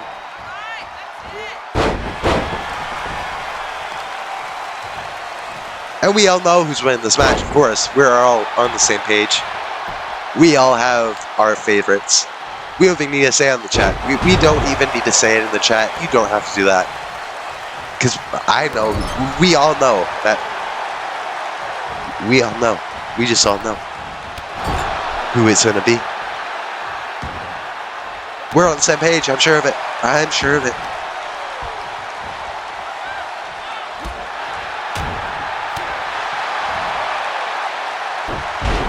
Who can run off there from Gamo, but right back to his feet is Fabian. Hitting that lethal injection. That's been a popular move tonight.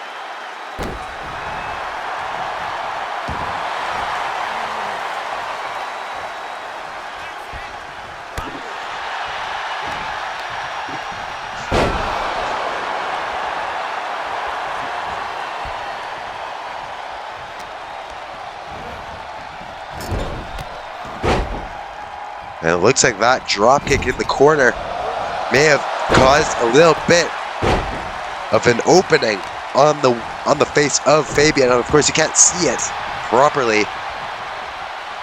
Fabian nursing that injury. Well, not quite nursing it, but feeling it for sure on the inside of that mask.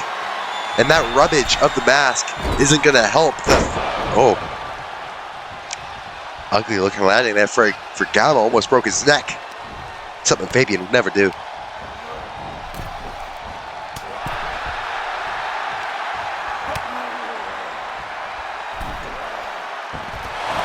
DDT on the hardest part of the ring.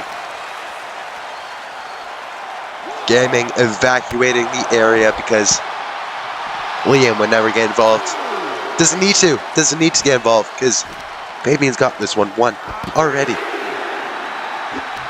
Unbiased tonight, of course, as always.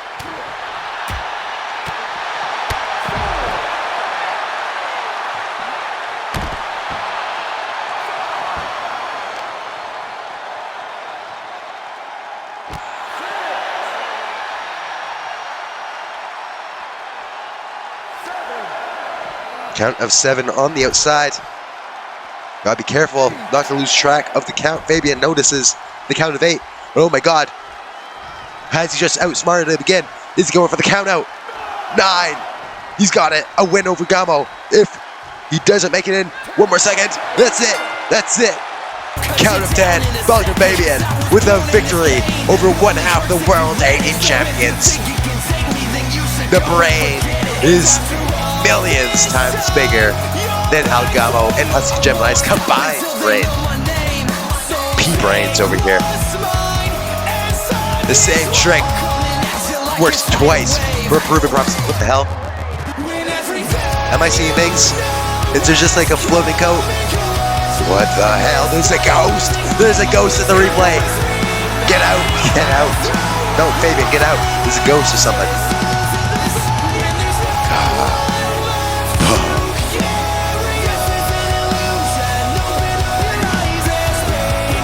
Alright, I'm gonna pray. Ghosts. Don't like those. Don't like ghosts. The lights are out. Oh my god. Don't worry. It's just Fabian.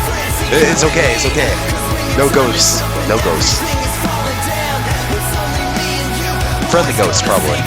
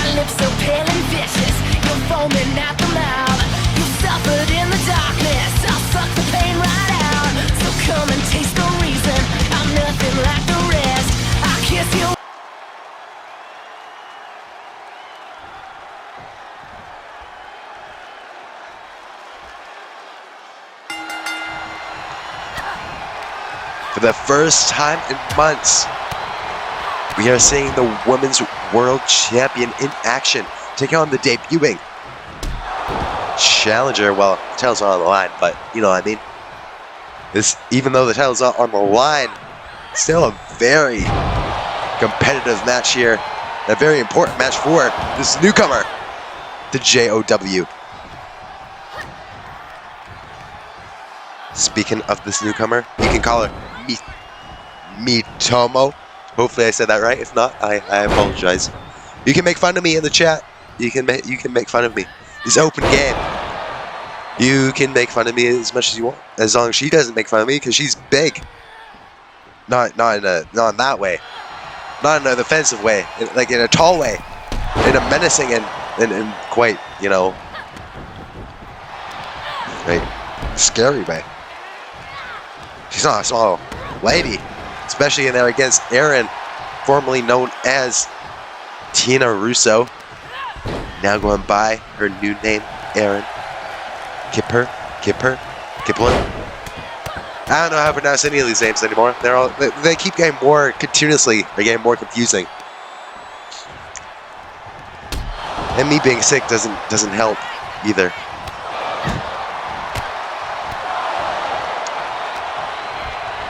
But Erin, whatever her last name is, right now is in control.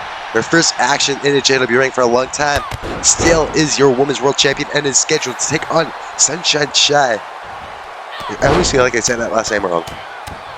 No matter how I say it, it's always wrong. Sunshine Shy, Kai, Chair. Doesn't really matter. You can make fun of me 3 times now.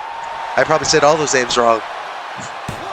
All 3 of the last names are completely wrong. And you can go make fun of me now. That's fine. I'll allow it. I'll allow it. But me is not going to allow anything from the Women's World Champion. If she's looking for a easy victory, the champion, that is, she's not going to get it, because even though this is her first match in a JW ring, Me is a huge woman. I seen her backstage for the first time earlier tonight. She is huge. I mean, look at her. Compared to the audience, she's a monster. And it's all about first impressions. If she can defeat the Women's World Champion, what will that mean going into the Born for Glory? She may even work her way into a future Women's World title opportunity if she can make a good first impression tonight against either Erin or Sunshine, depending on who wins at Born for Glory.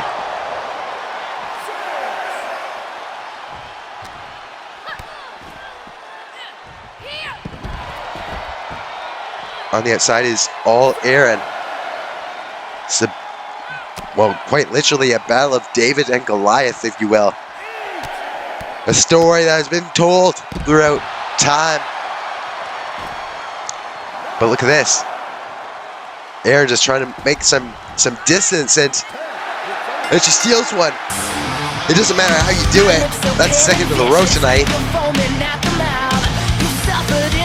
And Erin just stealing a victory. That's the experience of Erin. A win is a win. And when it's your first match back, who cares how you do it?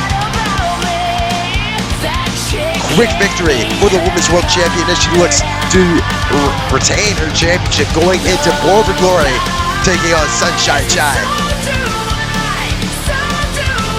Look at that woman. Speaking of ghosts, could have been her earlier.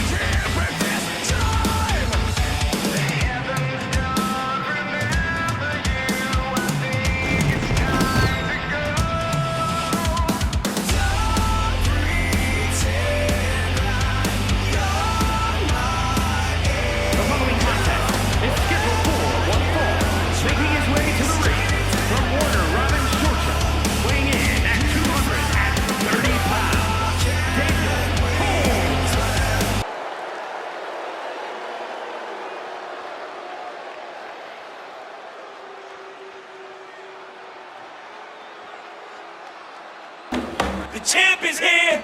Time's up. The champ is here. The remix. The champ is here. The champ is here. Time to talk is up, so grab the heat. The time is over. All the girls start acting up, and I'll leave you underground. You ain't fucking with the champion. You already know. Yeah, is the game. Goodbye. You ain't fucking with the champion. You already know.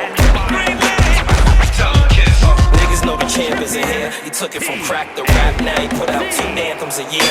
And I just wanna rock for a century and then chase the book with the documentary.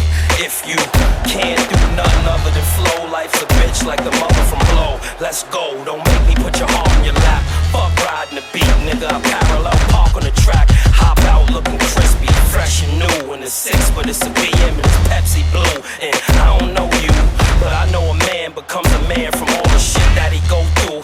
And y'all ain't fucking with Jason. After I cash in, there's really no justification of how I'm gonna change the game. So don't get out of line, cause this little 9 to change your frame. Motherfucker. The champ is here. The champ is here. The champ is here. The champ is here. Yeah. Talk is up, so bring the heat. The time is over. All the clubs start acting up, and I'll leave you underground. Got a problem with Jay to handle it when you see Kiss. Time's up, the champ is here. It's the remix. We're about to make the world get down, and I hate cops, but it's a new sheriff in town. Let's go. Everybody pipe down. You know the game is mine right now. Put your mics down. And the truth is that. Let's go. Y'all know the Black Baby roof is back. Listen, the game's scary, cause everybody running around.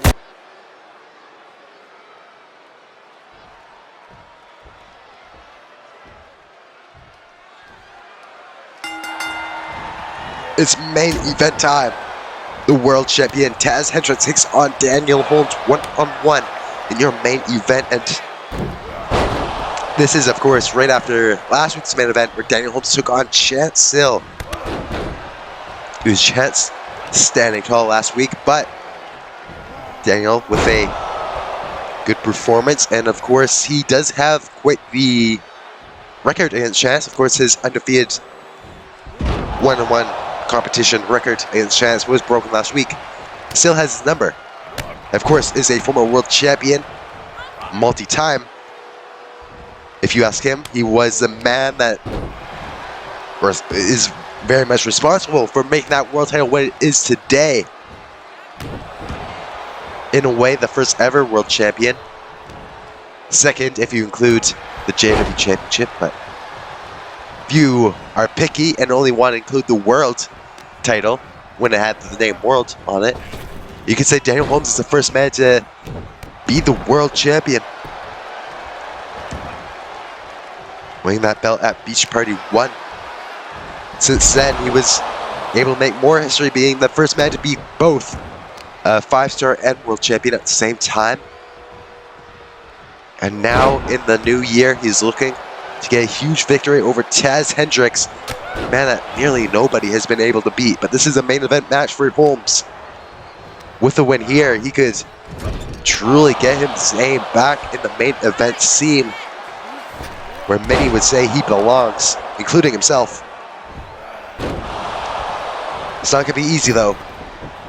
We've seen Taz defeat just about everyone in that locker room. Taz Hendricks is perhaps the most dominant world champion we've ever seen.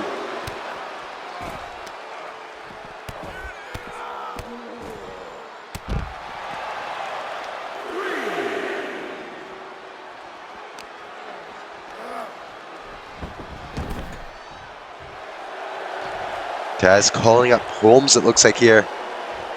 Or just calling him out, something. As he picks him up. A boot to the midsection there from Holmes. Picking up Taz, and now into the top ropes. And a boot to the side of the head. Takes us back in the way of Hendricks. Early kick out though from Holmes, and now into the corner. Taz Hendricks got Holmes where he wants him as he goes. And is looking to tie him up in the ropes. This is your main event so far tonight. We are already seeing that Chant Sill successful taking on Brad. Kick out from Hendricks. Taz with a shot there. And now Holmes going, rebounding off those ropes with a lariat. And a knee strike as well. Now going behind. Plants him on top of the head, but Taz already returning to his feet. But right there, Dan Holmes able to get a Saito suplex, super kick to the back of the head. Followed by a backflip. This getting in the head, in the mind of Hendricks, but it does not work. He does not get in the mind, he just gets a boot to the face instead. Hendricks is a hard person to get in the mind of. She's been a large part of his success, I would say, so far in his career. He's world champion.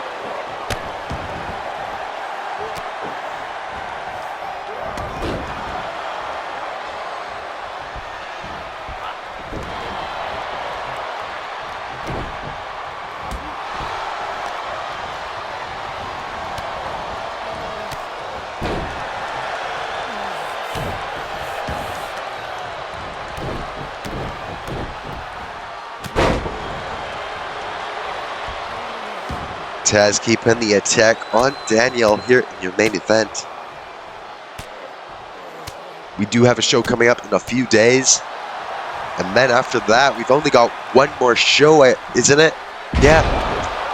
One more show before Born for Glory. It's coming up quick. At that show, of course, it will be Taz and Chant Sill one-on-one the world title in your main event. The biggest Born for Glory main event of all time. Maybe the biggest Born for Glory event of all time. It's looking to be the biggest card that JOW has ever had in terms of numbers and in terms of, intensity, rivalries coming to a close.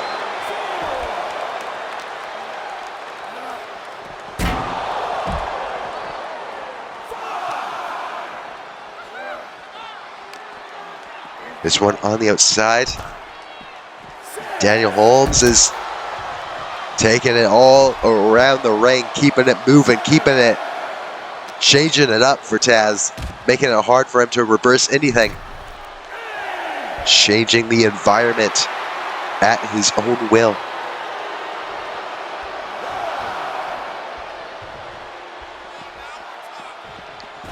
Taz back in the ring.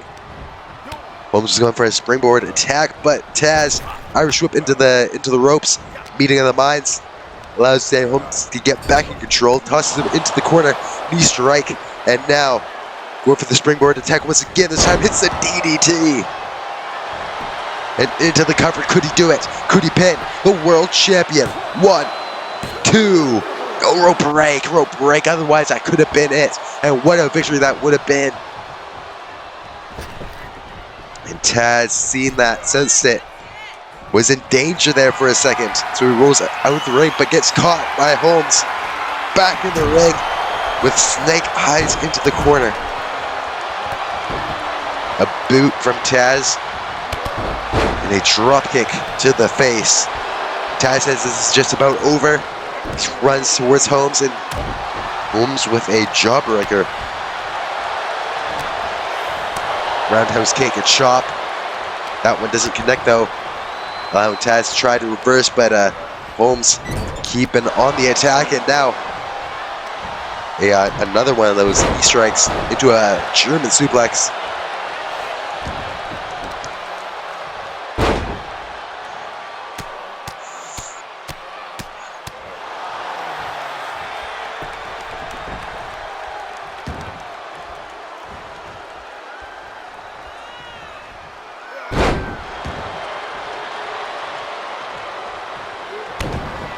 Look at that kick across the spine, wearing down the world champ.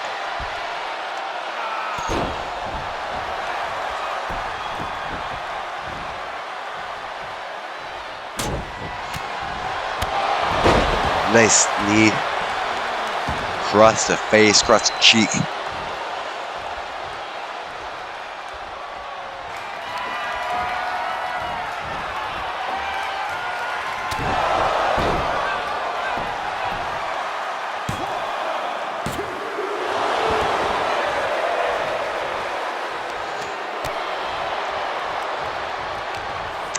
Taz now. Look at that pop-up shot across the face. Holmes rolling out of the ring, and Taz joins him. Holmes there was trying to get a little distance, but doesn't get it.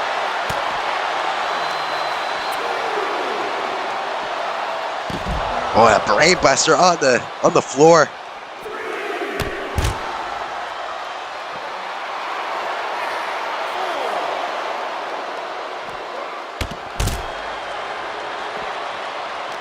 Kip up from Holmes. And now Taz got him on his shoulders into the hardest part of the ring, busting open the face of Daniel Holmes.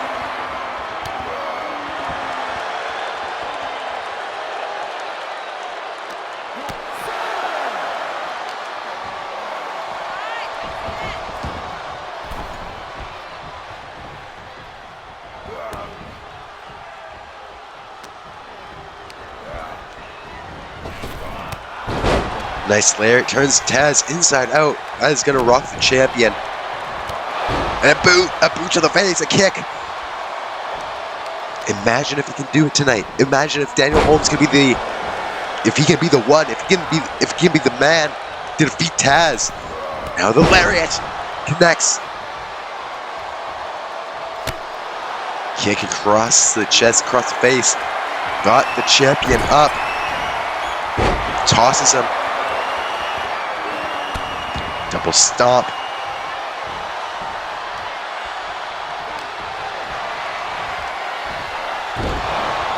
Suplex there from Holmes.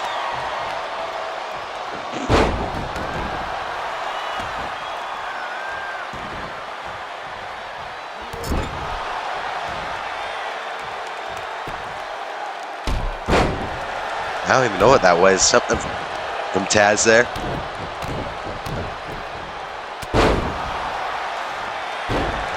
And into the cover he goes. The world champion. Oh, rope break, rope break. Taz. Bang to get a little upset there. Too close to the ropes though. And Holmes was able to make it. Now locking in the arms, the shoulders into the... That could be it. That could be it. I believe that's how he won his last match, if I'm not mistaken. We're used to the submission, but that could be it. Oh!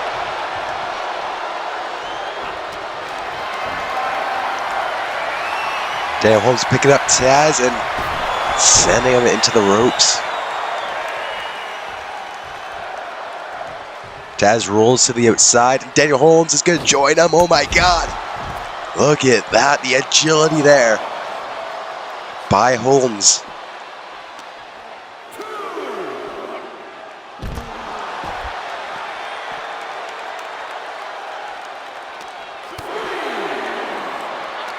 The count has started now on the outside. Can Daniel or Taz make it back in? But for right now, they are going to try to wear each other down, which makes sense. I suppose it makes sense. It's the point of the match. Count as 6, and Holmes looks to go back in the ring. Taz will be joining him in the ring right there, and Daniel catches him though. Irish whip into the ropes, ducks that one. Leapfrog over, and a lariat that turns Taz, a world champion, inside out. Double foot stomp from Holmes, but that leg was caught by Taz. Hendricks now in the lead, in control. A boot rearranges that chin.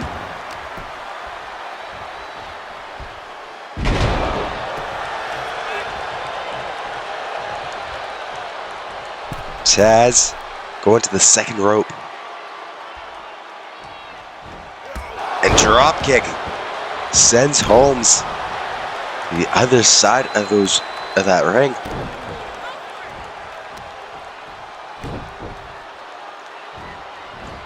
This is not good for the former world champion. Daniel Holmes is not looking good now because, I mean, a moment ago it was looking like it was going to go his way, but now Taz...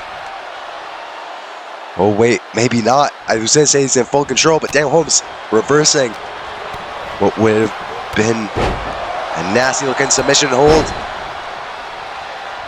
And now Taz coming back in this match with that clothesline. Leaping clothesline.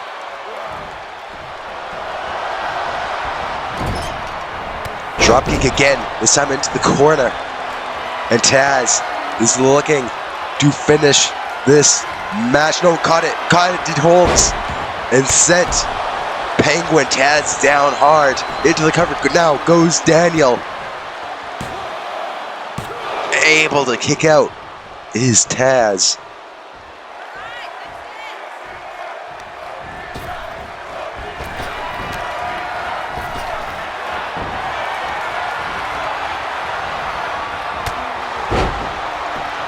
That blow to the face may end it on the ropes, though. The referee does see it.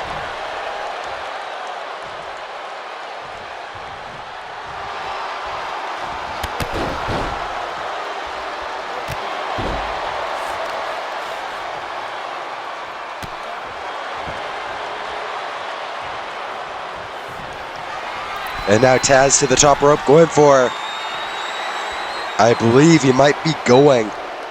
Well, maybe not. Not what I thought he was going for, but it's a rolling senton from the top rope.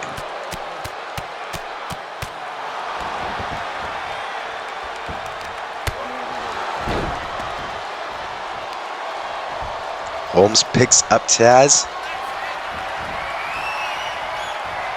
An elbow from Taz gets him out of there. Lariat reversed. A kick to the midsection. Now Holmes lifting up and a brain buster.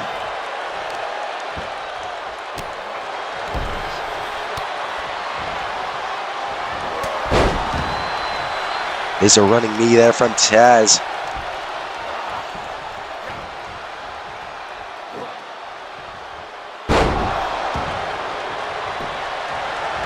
Into the cover goes Taz. 1, 2, 3, and that's it. Taz wins.